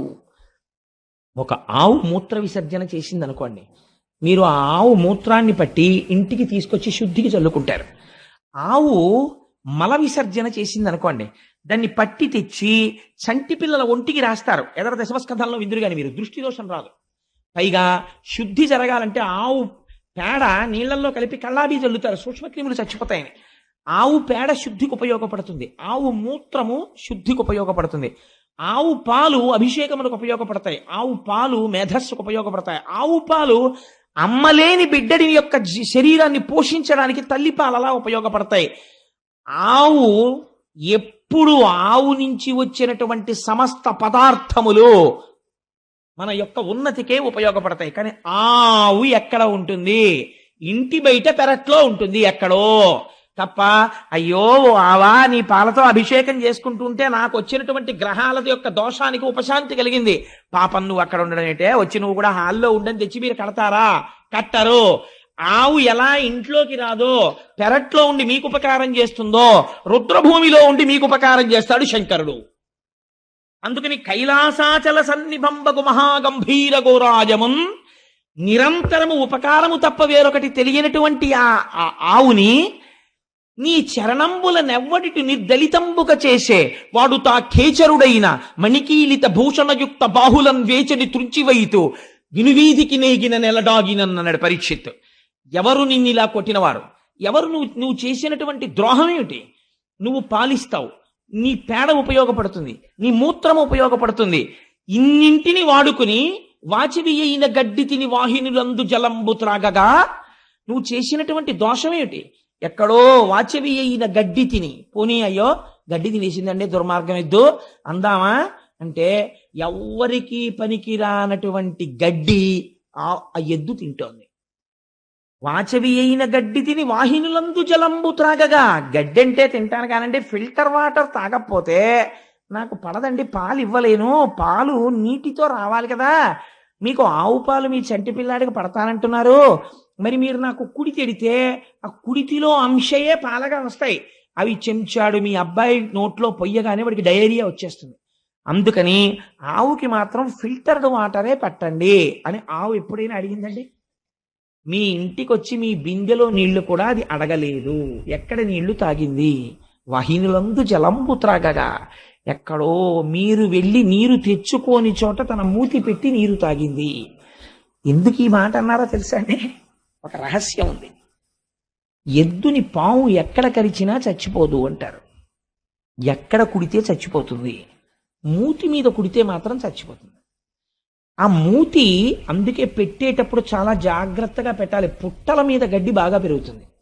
ఆ పుట్టల మీద గడ్డిని తాను తినడం ఎంత ప్రమాదకరం ఆవుకి, ఎద్దుకి ఎంత ప్రమాదకరం. పుట్ట మీద గడ్డి తిని ఆవుకి ఒక లక్షణం ఉంటుంది, ఎద్దుకిని గబుక్కుని బురదలో కానీ ఎందులో కన్నా జారితే గభాలన పైకి రాలేవు, చాలా కష్టం. నిజంగా జీవహింస అంటే మీరు ఎక్కడ చూడొచ్చో తెలుసా అండి? అపార్ట్మెంట్లో గృహప్రవేశానికి ఆవుని ఎక్కించినప్పుడు చూడొచ్చు. అంతకన్నా దారుణం. ఆవు బొమ్మట్టుకుని వెళ్ళకూడదండి. మీరు ఆవును అందులో న్యాసం చేసి, సుబ్రహ్మణ్య శర్మ గారు రేపు మనకి వ్రతం చేయిస్తుంటారు, ఆయన నాకు ఒక సందర్భం చెప్పారు. 3rd ఫ్లోర్లో పూర్తి అయ్యవని అపార్ట్మెంట్లో ఎవరో గృహప్రవేశం అవుతూ ఆవుని బలవంతంగా ఎక్కించేసి ముందే లోపల పెట్టారట. పెడితే పాపం ఈ పుణ్యాత్ముడికి తెలియక గృహప్రవేశానికి ముందు మంగళవాయిద్యం చేయండి అనేది. అంటే వాళ్ళు మంగళవాయిద్యం చేశారు. చేయగానే తెల్లవారకట్ల 3 గంటల ముహూర్తం. ఈ ఆవు బెదిరిపోయి ఇంకా గ్రిల్స్ పెట్టినటువంటి కిటికీలోంచి సగం దూకేసింది. కింద రోడ్డు ఉంది. ఆ ఆవుకి వెనక్కి రావడం తెలియదు, ముందుకు పడిపోతే చచ్చిపోతుంది. ఈ విషయం పాఠం చెప్పిన కృష్ణావధానులు గారికి తెలిస్తే నువ్వు జీవితంలో మళ్ళీ వేదపన్నం చెప్పకని శపిస్తారేమో అని భయపడి ఈయన గృహప్రవేశం విషయం అక్కడ పెట్టేసి వీధిలోకి పరిగెత్తి ఎవరో కొబ్బరి బండాలు కొట్టేవాళ్ళు కనబడితే, ఒరే నేను 500 ఇస్తాను, ఆవుని వెనక్కి రాకేంట్రా, లేకపోతే గోహత్యా పాతకం నాకంటుకుంటుంది, నేను మోగించమన్నా నా మంగళ వాయిద్యాలు అని ముందు వాళ్ళని తీసుకొచ్చి తాళ్ళేసి తప్పెట్లేసి ఆవుని వెనక్కి తీసుకొచ్చి కిందకి దింపాక గృహప్రవేశం చేయించానండి. ఇలా ఉంటాయి అపార్ట్మెంట్లలో గృహప్రవేశాలంటే నాకు భయం మహాప్రభు అన్నాడు ఆయన. నాకు నిజమే అనిపించింది. మీ పుణ్యం కోసం ఆవు పేడేసేసి మూత్ర విసర్జన చేసేసి బెంగెట్టేసుకుని మీ మార్బుల్ ఫ్లోరింగ్ మీద నిలబడలేక 4 కాళ్ళు ఇలా జారిపోతుంటే చిత్రహింస పెట్టేయడమా? అదండి ఆవుని తీసుకెళ్ళి అంత హింస పెట్టి మీరు ఆ ఇంట్లోకి వెళ్తే మీకు ఏం కలిసి వస్తుందండి నాకు చెప్పండి. ఆ ఆవు అంత భయపడిపోయిన చోటకి మీరు వెళ్ళిపోతే మీకు కలిసి వస్తుందా? ఆ గోవు బెంగ పెట్టుకుని ఏడ్చిన ఏడుపు కట్టి కుడిపేస్తుంది. పెచ్చ పనులు చేయకూడదు. చేసేటప్పుడు సందర్భములను చూడాలి. ఆ ఇంట్లోకి ఆవిడితే తీసుకెళ్ళితే మానే ఎందుకు వచ్చింది అల్లరి? ఓ ఆవు బొమ్మ అట్టికెళ్ళు గొడవ వదిలిపోయా వెళ్ళేటప్పుడు గోవుకి ప్రదక్షిణం చేసి నమస్కరించి, అమ్మా గోమాత సమస్త శుభములను కటాక్షించు, నేను కట్టుకున్న ఇంట్లోకి నువ్వు రాలేవమ్మా, నువ్వు వెళ్ళిపోతే గొడవ వదిలిపోయాయి. ఆవిడ కటాక్షిస్తుంది. ఎందుకు వచ్చిన అల్లరి? నేను ఈ విషయాన్ని ఎందుకు ప్రస్తావన చేశానంటే, వాసవి అయిన గడ్డి తిని వాహినులందు జలంబు త్రాగగా, ఎంత గొప్ప మాట వేసేశారండి పోతన గారు. నిజంగాను నీకు పనికొచ్చేది ఏం తిందిరా అది? నువ్వు కొట్టడానికి నాకు ఒక కారణం చూపించు. గడ్డి తిందా? నువ్వు తినవు. నిన్ను ఎప్పుడైనా తిట్టవలసి వస్తే అంటారు, ఏ గడ్డి తిన్నా ఏంట్రా, బుద్ధి గడ్డి తిందా అంటారు. అంటే నువ్వు గడ్డి తినవలసిన రోజే వస్తే అంతకన్నా హీనం ఇంకోట్లేదు. అలాంటిది అది తిందా గడ్డి.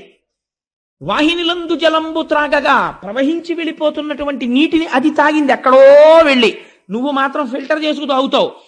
అలాంటి నీళ్ళది తాగి, ఫిల్టర్డ్ వాటర్ తాగి, కుక్కుడు ఫుడ్ తిని, కుక్కర్లోది తిని, చాలా హైజీనిక్ ఫుడ్ తిన్నాననిపించుకుని నీలో విషం పెరుగుతోంది. వీధిలో గడ్డి తిని, ఏట్లో నీళ్లు తాగి, అది పరమసత్వగుణ స్వరూపమైన పాలనిస్తోంది. ఉపాధి ఏదైతే ఎందుకండి, ఎవరు గొప్ప? అది గొప్ప. కాబట్టి వాచవి అయిన గడ్డి తిని వాహినులందు జలంబు త్రాగగా, నీ చరణంబులెవ్వడిటు నిర్దళితంబుగా చేసే. ఎవడు నీ 3 కాళ్ళు తెగగొట్టాడు? ఎలా నువ్వు అపరాధం చేస్తావని నమ్మాడు అసలు? వాడు తా ఖేచరుడైన మణికీలిత భూషణయుక్త బాహులన్ వేచని త్రుంచివైతు వినువీధికి నేగిన నేల దాగినం. వాడు భూమిలో దాక్కొని ఆకాశానికి ఎగిరిపోని, వాడు మణులు పెట్టుకున్నటువంటి భూషణములతో కూడినటువంటి వాడి భుజములను నా కత్తితో నరికేస్తాను, ప్రతిజ్ఞ. ఏ చేతితో నీ పాదములు నరికాడో ఆ చేతుల్ని నేను నరికేస్తాను.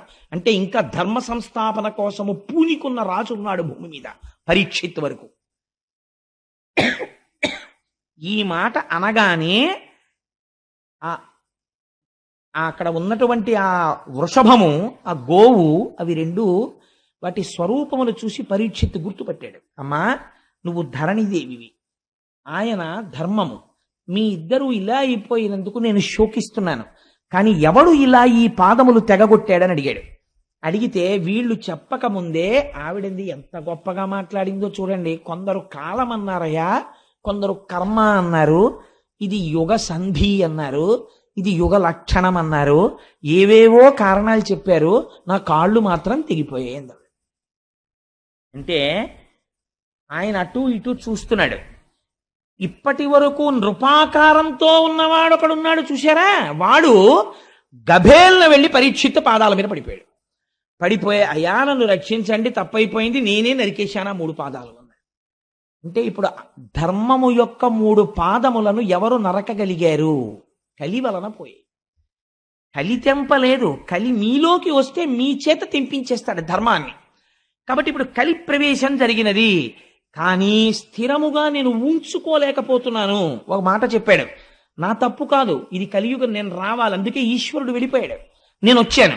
కానీ మరి నేను గట్టిగా ఉంచుకుని నిలబడదామంటే నేను ఎక్కడికెళ్ళి నిలబడితే అక్కడే నువ్వు ధనుర్బాణాలు పట్టు కనపడుతున్నావు.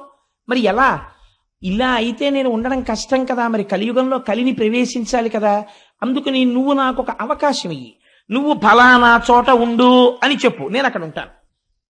అప్పుడు ఇంక ఇబ్బంది ఉండదు. తప్పించి నేను ఎక్కడికెడితే అక్కడ నువ్వు కనపడుతుంటే నీకు నాకు సంఘర్షణ వస్తుంది, నువ్వు నన్ను చంపుతానంటుంటావు. యుగం వచ్చేసింది, నేను రావాలి, కాబట్టి నేను ఎక్కడ ఉండనో నువ్వే చెప్పన్నాడు.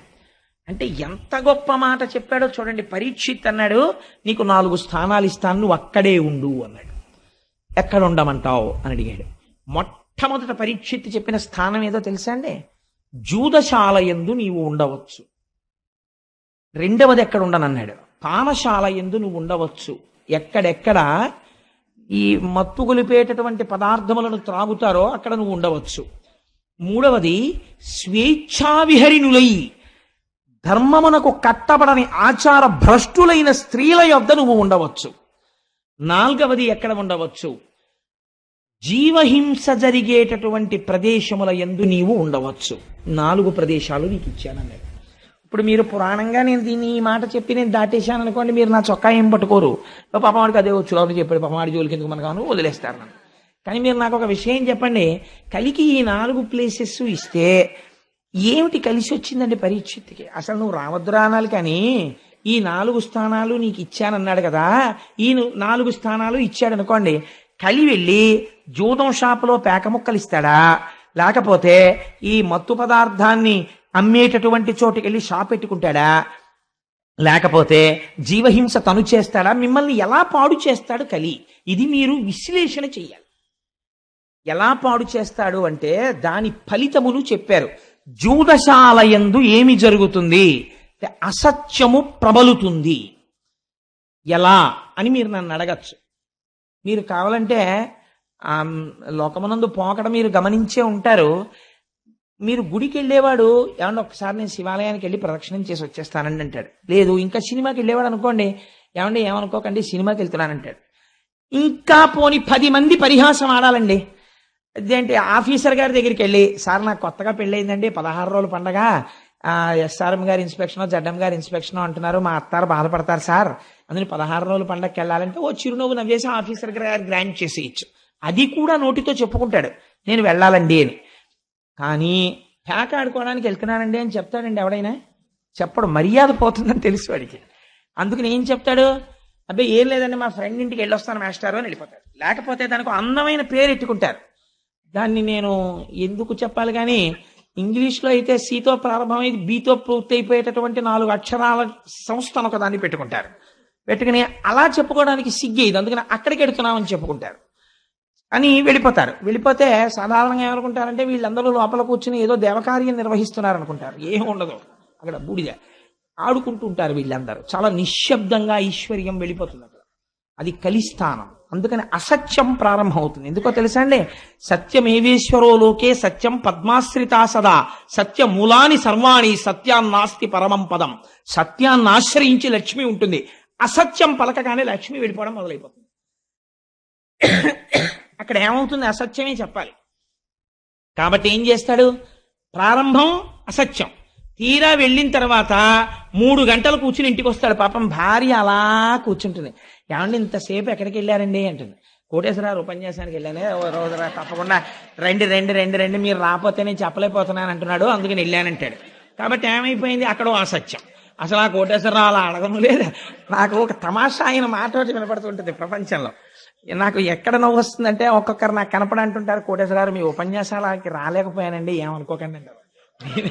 నేను అనుకోవడం ఎందుకంటే మా ఇంట్లో పెళ్ళి అయ్యేదేమన్నా వస్తే సంతోషం, రాకపోయినా సంతోషం. నేనేం మీరు రాకపోతే అంటే నేను కించపరిచాను కదా, ఆ మాట ఎందుకు? రాకపోతే అది it's not an excuse to be pleaded. దానికి పెద్ద ఇదే ఉందండి. ఈశ్వరానుగ్రహం ఉంటే వస్తారు, ఈశ్వరానుగ్రహం లేకపోతే రాలేరంతే భగవత్ సంబంధంలో. కాబట్టి అసత్యముతో మొదలవుతుంది. భార్యకి ఏమంటాడు? అబ్బాయి కోటేశ్వరరావు ప్రసంగానికి వెళ్ళాను, ఆయన బాధపడుతున్నాడు, ఒకసారి రమ్మని, అందుకని వెళ్ళానంటాడు. కానీ క్రమంగా తెలుస్తుంది. భార్య ఏడుస్తుంటుంది ఇంట్లో, మీరు ఏం చేస్తున్నారో నాకు తెలుసు, డబ్బులు పోతాయి, ఏమీ కాదు నీ మోహం, మా నాన్నగారికి పంపించానంటాడు.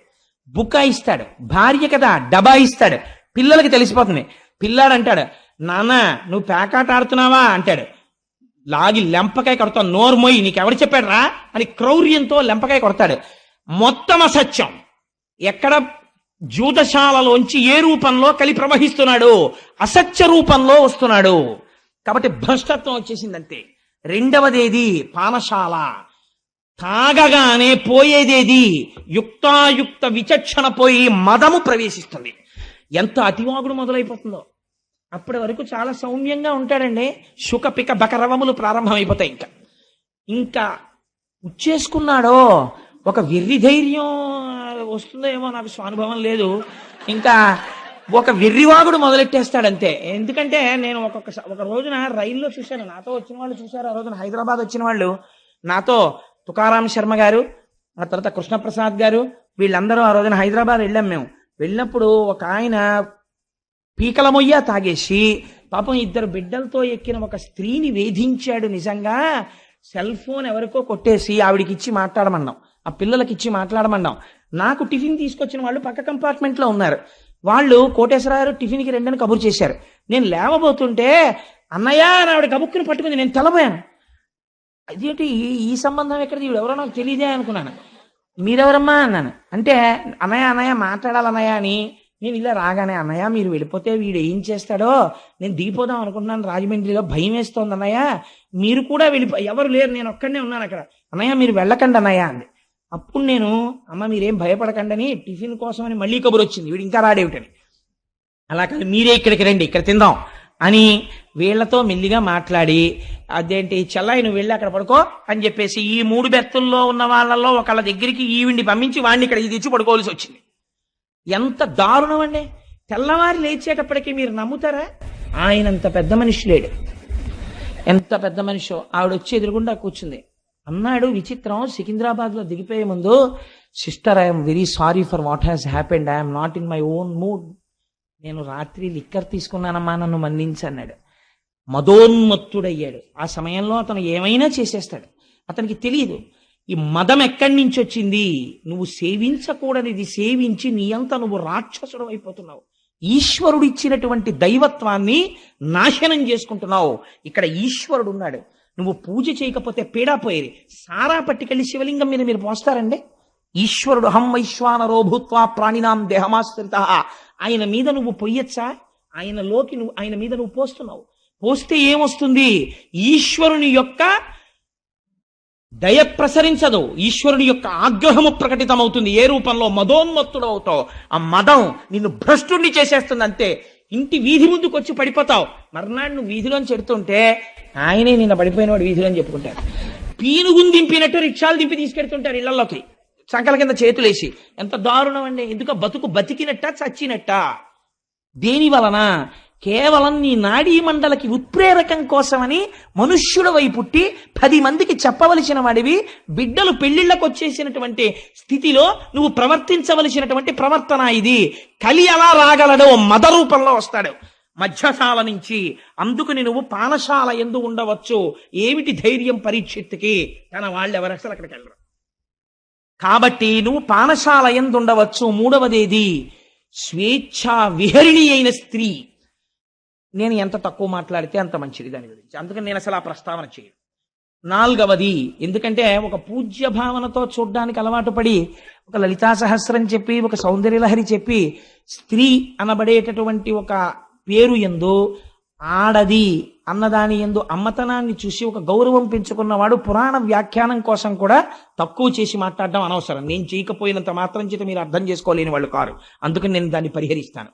అందుకని స్వేచ్ఛా విహరిణి అయిన స్త్రీ వలన సమాజము భ్రష్టు పడుతోంది, విషయ సంగలోలుడైపోతున్నాడు. 4వది హింస. హింస అంటే ఏమిటో తెలుసా అండి? హింస అంటే నిష్కారణముగా ఒక ప్రాణి బాధపడితే తాను సంతోషించుట. ఇక్కడ మీరు ఒకటి జ్ఞాపకం పెట్టుకోవాలి. ప్రాణి హింస అంటే చంపేయడం అని కాదు. అస్తమానం చంపేయక్కర్లేదు. ఇలా చీమల బారి వెళ్తుంటే కుడతారు కొంతమంది. నిష్కారణంగా నిలబడి ఆకులు తుంపేస్తారు. నువ్వు ఆకుని సృష్టించలేదు, నువ్వెందుకు తుంపేయాలి ఆకుని? నిష్కారణ హింస. అన్నిటికన్నా భయంకరమైన హింస ఏమిటో తెలుసా అండి? నోటి మాట. కడుపుల్ రంపపు కోత కోయునదియే గాయాలు కాకుండినన్ అన్నారు గయోపాఖ్యానంలో. ఒక మనిషిని పడుకోబెట్టి ఎనస్థీషియా ఇవ్వకుండా ఓ రంపం పట్టుకొచ్చి అటొకళ్ళు ఇటొకళ్ళు నిలబడి దూలాన్ని కోసినట్టు ఇలా కోస్తుంటే ఆ కడుపు కోయబడుతున్నవాడు ఎంత బాధపడతాడో, అవతల వాడు నేనంటున్న మాటలకంత బాధపడుతున్నాడన్న ఇంగిత జ్ఞానము లేకుండా ఈశ్వరుడు నోరిచ్చాడని పేలిన చవట అంతే పాపాన్ని మూట కట్టుకుంటున్నాడు. వాడు హింస చేస్తున్నాడా లేదా? వాక్కు రూపములో వాడు హింస చేస్తున్నాడు. వాక్కు యందు అదుపు ఉండాలి. అవతల వారు బాధపడకుండా మధురముగా మాట్లాడడం నేర్చుకోవాలి మనిషి.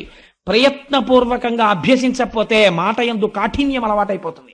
కాబట్టి ఏమైపోయింది? క్రౌర్యము. అవతల వారి యందు నిష్కారణమైనటువంటి కోపం. అవతలవాడు బాధపడిపోతుంటే వీడు సంతోషపడ్డాం. అవతలవాడి బాధ వీడి సంతోషమునకు హేతువైన నాడు కలిపురుషుడు ప్రవేశించినాడు. కాబట్టి ఏమైంది? ఈ 4 స్థానములు నీకు ఇస్తున్నాను. పరీక్షిత్ నమ్మకమేమి? తన పరిపాలనలో ఉండగా ఎవ్వరూ ఆ 4 చోట్లకి వెళ్ళరు. అంతే కదండి. ఈ 4 చోట్లకి బాగా వెళ్ళాలని కోరుకుంటే వాడు పరీక్షిత్తు కాడు, కలి యొక్క ప్రతినిధి కదా. అదర్వైజ్ సేస్ అంతే కదండి మరి పురాణం. కాబట్టి ఇప్పుడు ఏమైంది? పరీక్షిత్తు తన ప్రజలు వెళ్ళరని కోరుకున్నాడు. వెళ్ళరన్న నమ్మకంతో ఈ మాట చెప్పాడు. ఈ మాట పరీక్షిత్తుకే తెలిస్తే కలికి తెలియదండి. తనకి వెళ్ళడానికి ఆ 4 చోట్లకి ఎవడు రాడు, నేను పాడు చేయలేనని. మీకు ఇంకొక గమ్మత్తు నేను ఇక్కడ చెప్పాలి. దేనికి అదే ఫలితం అని మీరు అనుకుంటున్నారేమో. ఈ 4ంటికి కాదు. మీరు కలి యొక్క పరిస్థితి ఎలా ఉంటుందంటే, నాలాంటి వాడు కూర్చోడానికి రైల్లో కొంచెం సీట్ ఇచ్చినట్టు ఉంటుంది. నన్ను కొంచెం కూర్చొని ఇచ్చారనుకోండి, ఇంత శరీరంతో ఇంత చోటిస్తే ఊరుకుంటానా? కొంచెం కొంచెం తోసుకుని ఆక్రమించడం మొదలెడతా కదా. అంటే నేను అలాంటి పనులు చేశాను అనుకోకండి, వేరొకరి మీద ఉదాహరణ పెట్టకూడదు కాబట్టి. నిలబడతాను తప్ప అలాంటి దిక్కుమాలిన పనులు నేను చేయను. కాబట్టి జరిగినదేమి అంటే, మీరు 4 ఒకదాన్ని పట్టుకున్నారనుకోండి, మిగిలిన 3 ఎలా లాగేయాలో కలికి తెలుసు. మీకు ఒక్క ఉదాహరణ చెప్పి నేను పూర్తి చేసేస్తాను. చూడండి, ఈ 4 ఉదాహరణకి జూదశాలలోకి వెళ్ళాడు అనుకోండి. ఉట్టినే సరదాగానండి, నేనేం ఆడ చూస్తానంటాడు. ఈ చూడడం చూడడం చూడడం ఏమవుతుందంటే, వాడికి ఎప్పుడో అప్పుడు శారీరక సంబంధమైనటువంటి విరామం కావలసి వస్తుంది. ఇంటికి వెళ్ళకపోతే భార్య ఊరుకుంటుంది. ముసిలి వాళ్ళు అయిపోయిన తల్లిదండ్రులు పాపం అలా గుడ్లకి కంటిరెప్పల పైకి గుండు సూదులు ఇట్టుకుని కొడుకు కోసం ఎదురు చూస్తారు, కానీ మలమూత్రాలు ఆగవుగా. అందుకని బాత్రూంలోకి వెళ్ళాలి. నిర్దాక్షిణ్యంగా ఉంటారు అప్పుడు పక్క వాళ్ళు, వీడి కోసం వాళ్ళేం ఆపరు. అందుకని వీడు ఎవరికో ఒకళ్ళకి ప్రాక్సీ ఇవ్వాలి, వీటిని వాడికి అప్పచెప్పి వెళ్ళాలి. అందుకని వీడు ఏం చేస్తాడంటే, హెల్పింగ్ హ్యాండ్ కింద కూర్చుంటాడు, 12th మ్యాన్ కూర్చున్నట్టే. అంతే, చాలా అయిపోయింది. ఇంకా తర్వాత ఏమైంది, వీడు ప్రోనోట్ల మీద సంతకాలు పెట్టడం మొదలెడతాడు. ఐశ్వర్యం నిశ్శబ్దంగా వెళ్ళిపోతుంది. అక్కడి నుంచి ఏమైంది, అసత్యం ప్రారంభం అవుతుంది. అసత్యంలోంచి లక్ష్మి వెళ్ళిపోవడం ప్రారంభం అవుతుంది. లక్ష్మి వెళ్ళిపోవడం ప్రారంభమైన కలి ఊరుకోడు. జూదశాలకి రా రా రా అని లాగుతాడు. లాగాడు కాబట్టి ఏం చేయాలి, భార్య మెళ్ళో పుస్తిల్తాడు కూడా లాగేసి తీసుకెళ్ళిపోతాడు. కాబట్టి ఏమైపోయింది, అది దొంగతనం వైపుకి వెళ్ళిపోయింది. ఆవిడేమంటుంది, ఇంకా నేను మీతో కాపురం చేయలేని, పుట్టింటికి వెళ్ళిపోతానంటుంది. ఆవిడ్ని కొట్టడం మొదలెడతాడు. ఏమైపోయింది, క్రౌర్యంలోకి వెళ్ళిపోయాడు, హింసలోకి వెళ్ళిపోయాడు, దొంగతనంలోకి వెళ్ళిపోయాడు. పిల్లల్ని కొడతాడు, వాళ్ళ ఫీజులు కట్టడు, వాళ్ళ చదువు గురించి చూడ్డు, మానమర్యాదలు పట్టించుకోడు. నా భార్య ఇంటికి వెళ్ళేటప్పటికీ నా మీద తగాదా పెట్టుకుంటోందని పరస్త్రీని కోరుకుంటాడు. ఒక దాంట్లోంచి 4 వెళ్ళిపోయాడు. సర్వభ్రష్టుని చేసి నాశనం చేసేస్తాడు. ఆఖరికి వాడు చచ్చిపోతే అమ్మయ్య పోయాడంట. ఎందుకు అయిపోయావు నువ్వు అలాగా? ఒక్క దాంట్లో కాలిట్టేవంతే 4 లాగేయగలడు. కాబట్టి ఈ 4 దుష్ఫలితములు 4 ఆశ్రయించి ఉన్నాయి. భాగవతం అందుకని విను. ఈ జీవితం ఎక్కడ పాడైపోతోందో నీకు చెప్పేస్తాం, ఇది అర్థం చేసుకో. ఇంత అగ్నితప్తం జరగాలి, బంగారం అగ్నిహోత్రంలో ఉడకాలి. ఇప్పుడు ఇంత ఉడుకుతోంది, ఇప్పుడు రావాలి శుకుడు. ఇప్పుడు వస్తే తప్ప, మహానుభావుడు వచ్చి కూర్చుంటే తప్ప ఎదర భాగవతం ఇప్పుడు వస్తుంది. ఇంకా ఇప్పుడు వస్తే అది వింటూ ఉంటే మన జీవితాలు భగవద్ అనుగ్రహానికి అందుకు నోచుకుంటాయని చెప్పారు భాగవతం వింటే. ఇప్పుడు ఏమైంది, ఈ 4 ఇస్తే పరీక్షిత్తుకే తెలుసు కదా ఎవరు వెళ్ళరని. ఇప్పుడు మీకు చెప్పాను కదా, ఒకదానికి వెడితే 4 రకాలుగా భ్రష్టుడు అవుతాడు. కాబట్టి ఎక్కడికి ఎవడు వెళ్ళడు, ఆ నమ్మకంతోటే కదా పరీక్షిత్ ఇచ్చాడు ఈ స్థానాలు. కాబట్టి ఆ మాత్రం తెలివితేటలు కలిపురుషుడికి లేవండి. కాబట్టి కలిపురుషుడు ఏమనాలి ఇప్పుడు, ఎందుకంటే ఆ 4 స్థానాలు నాకు అక్కర్లేదనాలి. అక్కర్లేదంటే ఆయన ఆయతలు బాగుంటాయి. అందుకే కలిపురుషుడు అంటే ఏంటి, చాలా తెలివితేటలుగా మభ్యపెట్టగలిగిన వాడు. కాబట్టి ఆయన ఏమన్నాడో తెలుసా అండి, మీరు పావుషేరు శనగపప్పు పట్టండి, నేను పావుషేరు ఓ కట్టుకొస్తాను, ఇద్దరం కలుపుకుని పంచుకు ఊదుకు తిందామన్నట్టు. ఎవడం ఓ కట్టుకు రావడం ఎందుకు, కలుపుకోవడం ఎందుకు, పంచుకోవడం ఎందుకు, ఊదుకు తినడం ఎందుకు, తను ఏదో తెచ్చినట్టు ప్రజ్ఞ అనమాట. అలా ఎంత మెహర్బాన్. నాకు లోకంలో చాలా విచిత్రంగా ఉంటాయి పోకడలు. పాపం ఒక ఆవిడ, ఏమంటే ఎప్పుడు చూసినా మా నాన్నగారు గొప్ప, మా అమ్మగారు గొప్ప, మా నాన్నగారు గొప్ప, మా అమ్మగారు గొప్ప అని నిష్కారణంగా మా అమ్మగారిని నాన్నగారిని తిడతారు. మీ అమ్మ చూడు, మీ నాన్న చూడు ఎప్పుడు అని చెప్పి పాపం వాళ్ళని తిడతారు. అదేంటండి, మా అమ్మగారు నాన్నగారులలో ఒక్క సుగుణం లేదా అంటే ఆయన అన్నట్ట, సరే ఇవాళ నుంచి నేను మా అమ్మగారిని నాన్నగారిని పొగిడి మీ అమ్మగారిని నాన్నగారిని తిట్టను. మీ అత్తగారు మామగారే మంచివాళ్ళు, మా అత్తగారు మామగారే భ్రష్టులు, సరేనా అన్నాడు. ఏమైంది, ఎటు మారిస్తే ఏమైంది? అలా అదొక రకమైనటువంటి గుంభనం. మాటలో అతి తెలివితేటలు. కలిపురుషుడు ఎలాగా మభ్య పెట్టాడో చూడండి. మభ్య పెట్టడం అండి లక్షణం. అసలు ఆ మభ్య పెట్టేటటువంటి మాట తీరు ఎక్కడి నుంచి వస్తుందో తెలుసా అండి, ఇక్కడ అశౌచం ఉంటే అవతల వాళ్ళని ఎలాగో అలా లొంగదీసే మాట మాట్లాడడం మొదలవుతుంది. తన సత్యమునకు కట్టుబడిపోయాడు అనుకోండి, ఇక్కడ కలిస్థానం లేదనుకోండి, అసలు అవతల వారి యొక్క ప్రయోజనాన్ని తాను కోరుకోవట్లేదు. కాబట్టి అసలు అటువంటి ఆ మాటలు రావు నోటి వెంట. ఎలా మాట్లాడాడో చూడండి, ఎంత గొప్పగా మాట్లాడాడో. అయ్యా మీరు 4 ఇచ్చారు కదా, ఈ 4 నేను ఊంచుకోవడానికి తగిన స్థానము లేదు కనుక ఇంకొకటి ఇప్పించండి అన్నాడు. ఇంకొకటి ఇప్పించండి అంటే ఆయనకి తెలిసి 4 తప్ప ఇంకొకటి ఏది ఇచ్చినా అందులోకి నేను ప్రవేశించడానికి అవకాశం వెతుక్కోవచ్చు. గభాలన పరీక్షిత్ అన్నాడు, బంగారం ఇచ్చాను. ఎందుకన్నాడా మాట అంటే ఆ రోజుల్లో బహుశా ఒక లక్షణం ఉండేది. అంటే భాగవతంలోనే ఒక చోట వ్యాఖ్యానంలో ఒక మాట చెప్తారు. నిస్సంగులైనటువంటి వారు ఆత్మజ్ఞానమును ప్రబోధం చేసేటటువంటి వారికి హేమము అంటే బంగారమునందు లోభత్వం ఉండదు. వారు కోరుకోరు, వాళ్ళకి అది పెద్ద ఆసక్తి ఉండదు దాని మీద. అట్లాంటి వారు లోకములో ఉండగా, వారి ప్రబోధం ఉండగా లోకం ఎందుకు పాడవుతుంది అనుకున్నాడో ఏమో. బంగారమునందు స్థానం ఇచ్చానన్నాడు. పరీక్షిత్ ఒంటి నిండా బంగారం ఉంది, ఆపాదమస్తకం, కిరీటం దగ్గర నుంచి ఆభరణాల వరకు ఉంది. వెళ్ళలేడండి. అందరిలోకి వెళ్ళడం ఎందుకండి? పరీక్షిత్తులోకి వెళ్ళిపోతే సరిపోయాయి, డైరెక్ట్గా నాశనం అయిపోయింది. పరీక్షిత్తును పాడి చేసేస్తే చాలు, తను ఇంకా రాజద్వారం తెరిచేసుకున్నట్టే. కోటలోకి ప్రవేశించడానికి సామాన్య సిపాయిల్ని ఎంతమందిని చంపుతారు? రాత్రికి రాత్రి మీరు కుట్ర చేసి ప్రభువుని బంధించేశారనుకోండి, అయిపోయిందంటే సింహాసనం మీ హస్తగతం అయిపోయింది. ఇప్పుడు పరీక్షిత్తుని కొట్టాలి. దొరికేశాడు. ఎక్కడ దొరికేశాడు? తన మాట తప్పని తనమే తనకి ప్రతిబంధకం అయిపోయింది. నీకు బంగారమునంది ఇచ్చానన్నాడు. చాలు మహాప్రభో, చాలా సంతోషం. వెళ్ళిపోయాడు పరీక్షిత్.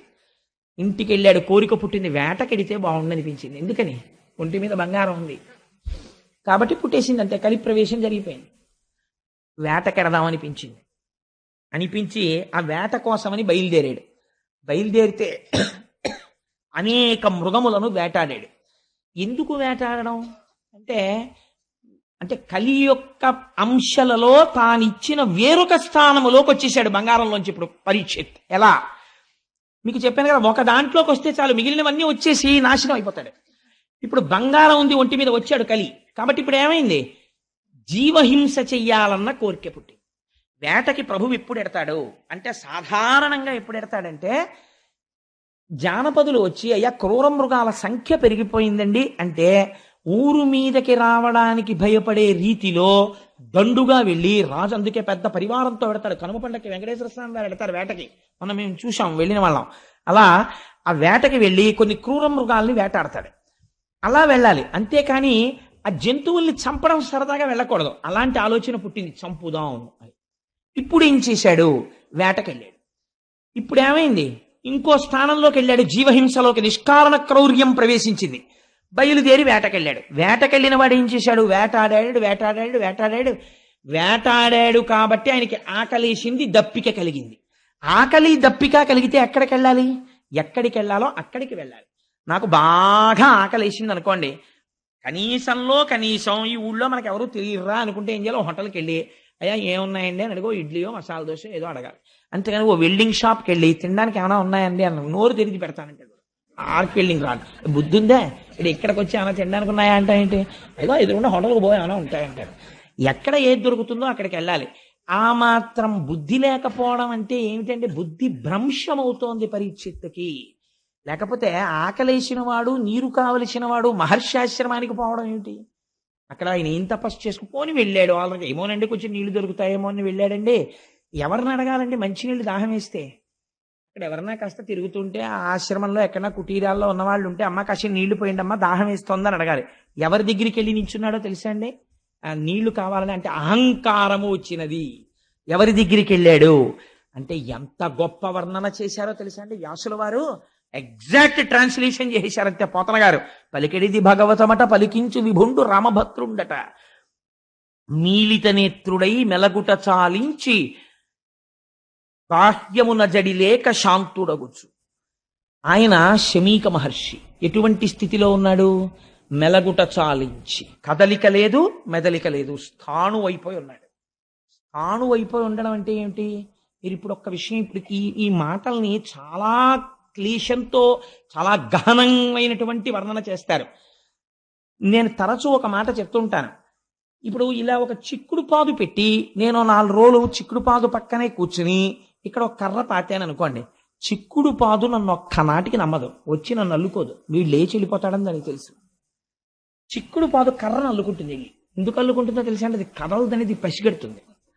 శంకరాచార్యులు వారు చోట చెప్తారు, కర్ణే యదాహ విరచయంతి ఖగాశ్చ నీడాస్ శ్రీశైల శృంగ కుహరేషు కదోపలప్స్యే గాత్రం యదామలతాహ పరివేశయంతి అంటారు. ధ్యానమునందు తపస్సునందు చాలా మగ్నుడైపోయి బ్రహ్మమునందు రమిస్తున్నాడని గుర్తేమిటంటే, కదలిక లేక కర్ర నిలబడిపోయినట్టు స్థాణువై ఉండిపోతాడు. అలా ఉండిపోతే ముందు తీగలు నమ్ముతాయి, నమ్మి అల్లుకుంటాయి. ఆ తర్వాత ఏమవుతుందంటే మొక్కలు మొలుస్తాయి. ఆ తర్వాత ఏవి నమ్ముతాయంటే ఇది కదలదని పక్షులు నమ్ముతాయి. వచ్చి చెవుల్లో పుల్లలు ఎడతాయి, పుల్లలు పెట్టి గూళ్ళు కడతాయి. కర్ణే యదాహ విరచయంతి ఖగాశ్చ నీడాస్. అందుకే మన వాళ్ళు ఆయన తపస్సు చేశాడు, ఒంటి మీద పుట్టలు పెట్టేశాయి, పుట్టల్లో పావులు చేరిపోయాయి, మొక్కలు మొలిచిపోయాయి, అప్పుడు ఈశ్వరుడు ప్రత్యక్షమయ్యాడు. ఇవన్నీ హఠాత్తుగా ఊడిపోతాయండి. అంటే అంతటి ధ్యానమగ్నుడయ్యాడని గుర్తు. మెలగుట చాలించి మీతనేత్రుడై శాంతుడై కూర్చుండి జడతలేక, అలా కూర్చుని ధ్యానమగ్నుడై ఏమాత్రం కదలిక లేదు. ప్రాణ మనోబుద్ధి పంచేంద్రియంబుల బహిరంగ వీధుల బరగనీక. ఎంత గొప్ప మాటలో చూడండి. ప్రాణము నియంత్రించాడు ప్రాణాయామము చేత. అందుచేత అనడు కుంభకం పూరించి ఆప్చేసేసాడు వాయువుని, అలా నిలబడిపోయాడు అంతే. కాబట్టి ఇప్పుడు వక్షస్థలం ఇలా ఇలా ఇలా ఇలా కదలదు, అలా ఉండిపోయి ఉన్నాడు. ప్రాణము ఊపిరి మీద ఏది ఆధారపడుతుంది? మనస్సు ఆధారపడుతుంది. అందుకని మనస్సు కదలటం లేదు, అలా ఉండిపోయింది. మనస్సు కదలదు, బుద్ధి కదలటం లేదు, బుద్ధి కదలటం లేదు, ఇంద్రియాలు కదలటం లేదు. బయట విషయాన్ని కన్ను చూడదు, చెవులు వినపడవు, స్పర్శేంద్రియానికి తెలియదు. అందుకని అలా ఉండిపోయాడు. స్థాణువై ఏం చేస్తున్నాడు మరి? ఇవన్నీ ఆగిపోయాయి. మరి ఆయన ఏమి చూస్తున్నట్లు అంటే జాగ్రత్తాది అవస్థాత్రయము దాటి బ్రహ్మమునందు రమించుచుండే. జాగ్రత్త మొదలైనటువంటి 3 అవస్థలని దాటిపోయి ఆయన జాగ్రత్త లేదు, స్వప్నము లేదు, సుషుప్తి లేదు, 4వది తురీయమనేటటువంటి స్థాయికి చేరిపోయి తాను సాక్షాత్తు ఆత్మగా సాక్షీభూతుడై శరీరాన్ని చూస్తూ బ్రహ్మముగా నిలబడిపోయి ఉన్నాడు. ఇప్పుడు అలా ఉన్నవాడు ఎలా ఉన్నాడు అంటే బ్రహ్మభూతత్వ సంప్రాప్య విక్రియుండయి అతి దీర్ఘ జటలు తన్నావరింప. అలా కూర్చుని ఉండిపోతే బ్రహ్మముతో రమించి నిలబడగా వెంట్రుకలు మాత్రం పెరిగిపోతున్నాయి, గోళ్లు పెరిగిపోతున్నాయి. అవి జటలు కట్టేసి కేశ సంస్కారము లేక వ్రేలాడుతున్నాయి. రురు మృగచర్మమును దాల్చి అలరుచున్న తపసి పొడగని తాళిత శోషిత తాళుడగుచు. ఎంత చిత్రం జరిగింది. ఒక కృష్ణ జింక యొక్క మృగాన్ని కట్టుకుని అలా కూర్చుని ఉండిపోయాడు, వస్త్రం కూడా లేదు. అటువంటి శమీక మహర్షి దగ్గరికి వెళ్ళాడెవరు? ఈ శోషిత తాళుడగుటు దాహం కోసం ఆర్తి పొందినటువంటి పరీక్షిత్. ఎలా అంటే మౌన భాషల డగ్గరి మనుజ విభుడు. వెళ్ళి ఎలా నిలబడ్డాడు అంటే నీటి కోసం కాదు, మౌన భాషల డగ్గరి మనుజ విభుడు. ఇప్పుడు దేనికోసం వెళ్ళాడు? నీటి కోసం వెళ్ళాడన్నది ప్రధానం. కానీ లోపల ఒక మౌన భాష బయలుదేరింది. ఏమిటది అంటే ఇప్పుడు పరీక్షిత్ తానెవరో మరిచిపోయాడు, బుద్ధి భ్రంశమైపోయింది. ఇట్లాంటి బ్రహ్మమునందు రమిస్తున్నటువంటి తాపసిని చూసి నిశ్శబ్దముగా తాను వెళ్ళిపోవాలా? నేను మహారాజునొస్తే లేచి నిలబడడా, నాకు నమస్కరించడా, నాకు ఆసనం చూపించడా, మహారాజా ఎందుకు వచ్చావని నన్ను అడగడా? ఎంత అహంకారం రా ఈ తపస్వికి అనుకున్నాడు. అంటే ఇప్పుడు ఏమైంది? ఇంత పరీక్షిత్, ఇంత గొప్పవాడు, తెల్లవారి లేస్తే బ్రాహ్మణులకు నమస్కారం చేసేవాడు, అన్నీ తెలుసున్నవాడు, అన్నిటినీ మరిచిపోయాడు. బుద్ధి భ్రంశమైపోయింది కలి యొక్క ప్రవేశము వలన. దీనివల్ల ఏమైపోయింది? ఆగ్రహం పుట్టింది. యుక్తాయుక్త విచక్షణను కోల్పోయాడు. ఇందాక మీకు చెప్పాను కదా, ఒక స్థానంలోంచి స్థానంలోకి వెళ్ళిపోతున్నాడు. ఎంత వేగంగా జారిపోతున్నాడో చూడండి పరీక్షిత్. ఎలా అవమానించాలి ఇన్ని అనుకున్నాడు. అక్కడ చచ్చిపోయి పడున్న పామున్నది. మీరు ఒకటి గుర్తుపెట్టుకోండి, చచ్చిపోయిన పామైనా బతికున్న పామైనా అక్కడ పాము కనపడింది అనుకోండి ఉలిక్కి పడతాం. శమీక మహర్షికి తెలియదు అక్కడ చచ్చిపోయిన పాము ఉందని. అంటే ఆయన అంతగా బ్రహ్మమునందు రమిస్తున్నాడు. పరీక్షిత్ కనపడుతోంది చచ్చిపోయిన పాము. చచ్చిపోయిన పామైనా మెళ్ళో వేసేటప్పటికి చల్లగా తగులుతుంది. తగలగానే ఏమిటిది అని చూసుకునేటప్పటికి పాము, అయ్య బాబాయ్ పాము, అయ్య బాబా పాము అని అరుస్తాడు. అప్పుడు వీణ్ణి గేలి చెయ్యొచ్చు అనుకున్నాడు. ఇప్పుడు ఏమైంది? మౌన భాషల దగ్గరి మనుజ విభుడు. వికృతాతి వికృతమైన ఆలోచనలు లోపల పెరిగిపోతున్నాయి ఇంకా రకరకాలుగా. ఇప్పుడు ఏం చేశాడు? ఆ ధనస్సు యొక్క చివరి భాగంతో మృత సర్పాన్ని పైకెత్తాడు. ఒక ప్రభువు ధర్మరాజు యొక్క మనవడు అభిమన్యుడి కొడుకు చెయ్యవలసిన పనా అంటే ఇప్పుడు ఏమైపోతోంది? పరమ భయంకరమైన సన్నివేశము జరుగుతోంది ప్రపంచంలో. ఆ మృత సర్పాన్ని పైకెత్తాడు. ఎత్తి ఎవరి మీద వేశాడు? శమీక మహర్షి మెడలో వేశాడు. ఆయనకి చల్లగా పాము తెలిసిందా? తెలియలేదు. కాబట్టి ఏమిటి నిర్ధారణ? ఆయన తపస్వి అయి ఉన్నారు. తపస్వి అయి ఉన్నవాడిలోకి వెళ్ళగలిగాడా కలి? వెళ్ళలేకపోయాడు. ఆయనలోకి వెళ్ళి ఇదేంటి గభాలను ఆయన నీళ్లు తీసి పరీక్షిత్తులు శపించేటట్టు చెయ్యొచ్చుగా. వెళ్ళలేకపోయాడు. ఎందుకు వెళ్ళలేకపోయాడు? ఇంద్రియములు మనస్సు ఈశ్వరుణ్ణి పట్టి ఉన్నాయి. అలా పట్టి ఉన్న చోటికి కలి వెళ్ళలేకపోయాడు. ఎక్కడికి వెళ్ళగలిగాడు? ఒక్క స్థానానికి ఆశ్రయం ఇచ్చినా వెళ్ళిపోయి మొత్తం నాశనం చేయగలిగాడు. ఇది మీకు అక్కడ ఉన్న సన్నివేశం. ఇప్పుడు మీరు ఏది పట్టుకోవాలి? భాగవతం చెప్పేస్తోంది, అమ్మ బాబోయ్ అంత ప్రమాదకరమైన వ్యక్తికి నాలో చోటు ఇవ్వను. కాబట్టి నువ్వు ఏది పట్టుకోవాలి? శమీకుడు ఏది పట్టుకున్నాడో నువ్వు అది పట్టుకోవాలి. శమీకుడు ఏది పట్టుకున్నాడు? ఈశ్వర పాదములు పట్టుకున్నాడు. నువ్వు కూడా అది పట్టుకో. ఆ స్పర్శ నీకున్నంత కాలం కలి నీలోకి రాలేడు. ఈ భాగవతం చెప్తున్న తీర్పు. అందుకని ఈ సన్నివేశాన్ని వ్యాసుల వారు పోతన గారు తీసుకొస్తున్నారు. ఇప్పుడు ఏం చేశాడు? పావుని వేసేశాడు. పావుని వేసేస్తే ఆయన ఏమైనా ఉలిక్కి పడ్డాడండి? ఉలిక్కి పడలేదు. కానీ తను సంతోషపడిపోయాడు. నాకు నీళ్ళు ఇవ్వలేదు చూసావా, చచ్చిన పావుని వాడి మెళ్ళలో వేశాను. మీరు ఒక్క మాట వినండి, నేను ఒక యథార్థమైన విషయం ప్రస్తావన చేస్తాను. నేను నిద్రపోతున్నాను. నిద్రపోతుంటే మీరు వచ్చారు. నువ్వు అలాంటి వాడివి, నువ్వు ఇలాంటి వాడివి, నువ్వు అటువంటి ధూర్తుడివి అని నన్ను 50 తిట్లు తిట్టేశారు. తిట్టేసి మీరు వెళ్ళిపోయారు. వెళ్ళిపోయిన తర్వాత నేను నిద్రలేచాను. నిద్రలేచి మామూలుగా మొహం గడిగేసుకుని చాలా సంతోషంగా భాగవతం సాయంకాలం ఉపన్యాసం చెప్పాలి అని చెప్పి విర్రిక్కిపోతున్నాను. మా ఆవిడంది, నీ బుర్రకాయ ఉపన్యాసం 50 తిట్లు తిట్టాడు ఆయన వచ్చి అన్నాడు. ఎప్పుడు తిట్టాడన్నాను. ఆ తిట్లు తిట్టినప్పుడు నాకేమైనా వికారం కలుగుతుందండి? ఏ వికారం కలగదు. ఎందుకని? నా మనస్సు పుచ్చుకునే స్థితిలో లేదు. సుషుప్తిలో ఆత్మతో రమించిపోయింది. మీరు తిట్టినా నాకెక్కదు. ఎందుకంటే చెవి పుచ్చుకోదు. ఉంది కానీ చెవి పుచ్చుకోదు. మాట వెళ్ళదా? వెడుతుంది, కర్ణభేరికి తగులుతుంది, కానీ మనస్సులోకి వెళ్ళదు. మనస్సు పుచ్చుకోలేదు. రియాక్షన్ లేదు. రియాక్షన్ లేదు. నేను ప్రశాంతంగా ఉన్నాను. రియాక్షన్ లేని స్థితి ఎప్పుడు? ఈశ్వర పాదములను పట్టుకుని ఉన్నప్పుడు మనసు రియాక్ట్ అవ్వదు. ఎందుకని? ఈశ్వరుడిలోనన్నా కలవాలి, లేకపోతే బడలిక చేత సుషుప్తిలోనన్నా ఆత్మలోకి వెళ్ళిపోయి ఉండాలి. ఆయన ప్రయత్నపూర్వకంగా ఈశ్వర పాదములు పట్టుకుని ఉన్నాడు. కలి వెళ్ళలేదు. ఇప్పుడు ఏం చేశాడు? తను సంతోషపడిపోతున్నాడు, నేను పావుని వేశానని. అవతల వాడికి పాము వేయడం వల్ల అవమానం ఏం లేదు. ఆయన బాధపడితే కదా. తను సంతోషపడిపోతున్నాడు. ఇదో క్రౌర్యం. అవతలవాడు బాధ పడకపోయినా నేను గొప్ప పని చేసేసాను లేని సంతోషపడిపోతున్నాడు. ఎంత అసహ్యకరమైన పని అది. సంతోషపడిపోయి ఇంటికి వెళ్ళిపోయాడు. ఇంటికి వెళ్ళిపోయి అంతఃపురంలోకి వెళ్ళి కిరీటం తీసి పక్కన పెట్టాడు. బుద్ధిలోకి ప్రవేశించడానికి కిరీటంలోంచే కదండి వెళ్ళిపోతాడు. పక్కన పెట్టగానే అనుమానం వచ్చింది. ఏమిట్రా, దాహం వెయ్యడం ఏమిటి? నేను ఆయన ఆశ్రమానికి వెళ్ళడం ఏమిటి? ఆశ్రమానికి వెళ్ళిన వాడిని ఊరుకోకుండా ఆయన మెళ్ళలోకి తీసుకెళ్లి చచ్చిపోయిన పావును వేయడం ఏమిటి? అయిపోయిందిరా, నా రాజ్యం అయిపోయింది, నా ధనం అయిపోయింది, నా భోగం అయిపోయింది, నా పరిపాలన అయిపోయింది. కాబట్టి నేను చెయ్యరాని దుష్కృత్యమును చేసేశాను. దీనికి అంతటికీ కారణం కలిపురుషుడు ప్రవేశించేశాడు. ఎంత తప్పు చేశాను అని పశ్చాత్తాపడిపోయాడు. అంటే ఆయన సహజ స్థితి అది కాదు. భ్రష్టుడైపోయాడు కలిపురుషుడి వలన. ఇప్పుడు ఇదెవరికి తెలిసింది?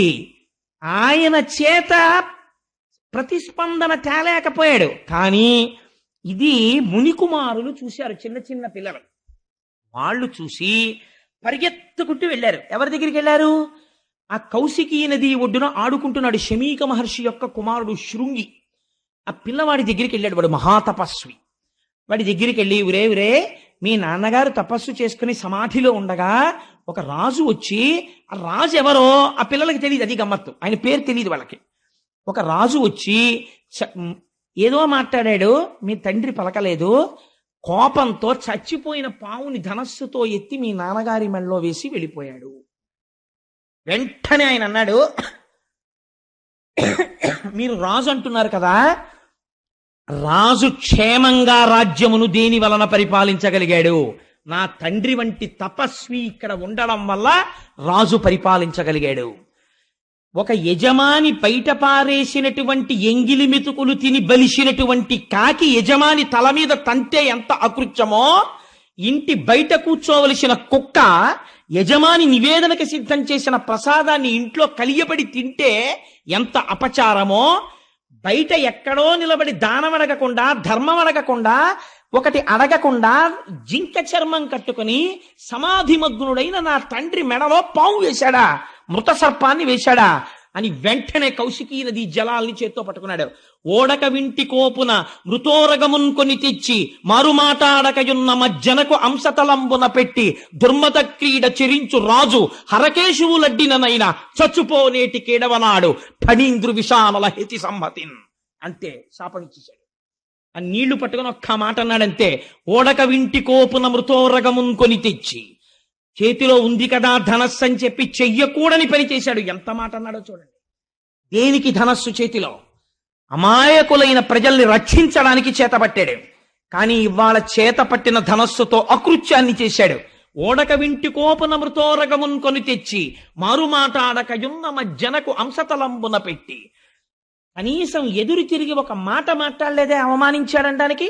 సమాధిమగ్నుడైన మా తండ్రి యొక్క కంఠసీమనందు స్మృత సర్పాన్ని వేశాడా? అటువంటి రాజు ఎవడైనా అయ్యుండి ఉండవచ్చుగాక, హరకేశవులడ్డిననైనా వాడు ఈశ్వరుడే అడ్డని, శ్రీ మహావిష్ణువే అడ్డని చచ్చుబో 7వ నాడు, 7వ నాటికి చచ్చూరుకుంటాడంతే అని.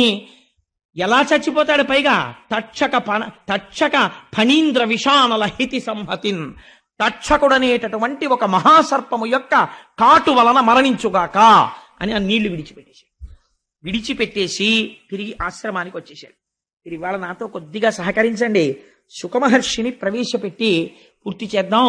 మహోత్కృష్టమైనటువంటి స్థితి. ఇవాళ శుకమహర్షి వస్తే మన జీవితం ధన్యమైపోతుంది.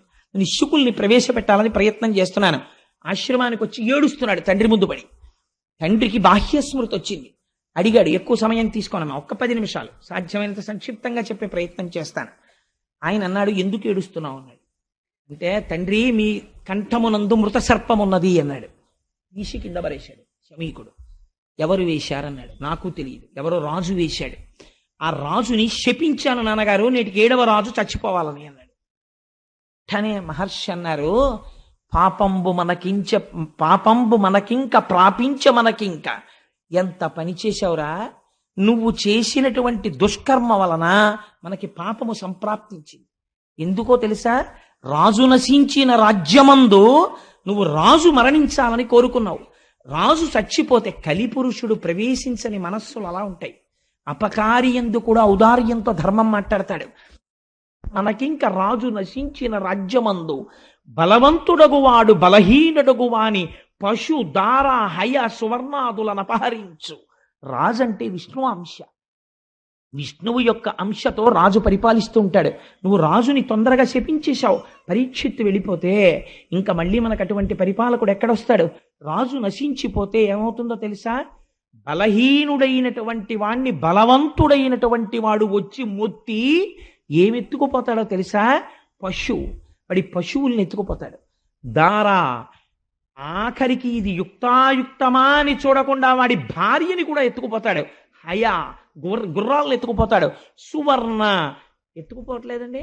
కారు పార్క్ చేస్తే ఎత్తుకుపోతారు, స్కూటర్ పార్క్ చేస్తే ఎత్తుకుపోతారు. కారు పార్కింగ్ ప్లేస్ లో మీరు కారు పెట్టి అపార్ట్మెంట్ లో పడుకుంటే టేప్ రికార్డర్ ఎత్తుకుపోతారు. హయం అంటే నాకు గుర్రాలు లేవు కదండి, కలిపురుషుడు రావనక్కర్లేదు. గుర్రాలంటే కారులే, వాహనం కదా. అందుకని హయ సువర్ణాదులను అపహరించు. బంగారం అనేటటువంటిది ప్రాణం మీదకి తెచ్చేస్తుంది. ఎక్కడ వరకు ఎందుకండి, ఒక పిచ్చి తల్లి బ్యాంక్ ఎంప్లాయీ ఒంటి మీద బంగారు నగలు వేసుకుని వెళ్ళడం ఆవిడ సంతోషం అంతే. ధర్మబద్ధంగా ఆర్జించుకున్నటువంటి 4 నగలు వేసుకుని బ్యాంకుకి వెళ్ళేది ఆవిడ. నేను ఆ మధ్య చదివాను ఇక్కడ రాజమండ్రి దగ్గరలో, ఒంటి మీద బంగారు నగల కోసమని ఒక పండగ నాడు ఆవిడ తల పట్టుకుని ఆటో రాడ్లకేసి కొట్టి కొట్టి చంపేసి నగలెత్తుకుపోయి శవాన్ని తీసుకెళ్లి కాలవలో పారేశారు. కలిపురుషుడు ఉన్నాడు బంగారమనందు. చంపేలా మూలఘాతి, నాశనం. వ్యాసుడు అబద్ధాలు చెప్పవలసిన అవసరం వ్యాసుడికి ఏముందండి? దాన్ని ఆంధ్రీకరించవలసిన అవసరం పోతన గారికి ఎక్కడుంది? మీకు అధర్మం, కలిపురుష లక్షణం స్పష్టంగా కనపడుతుంటుంది. అందుచేత బలవంతుడగువాడు బలహీనుడగువాని పశు దార హయ సువర్ణాదులను అపహరించు. అక్కడతో అయిపోదు.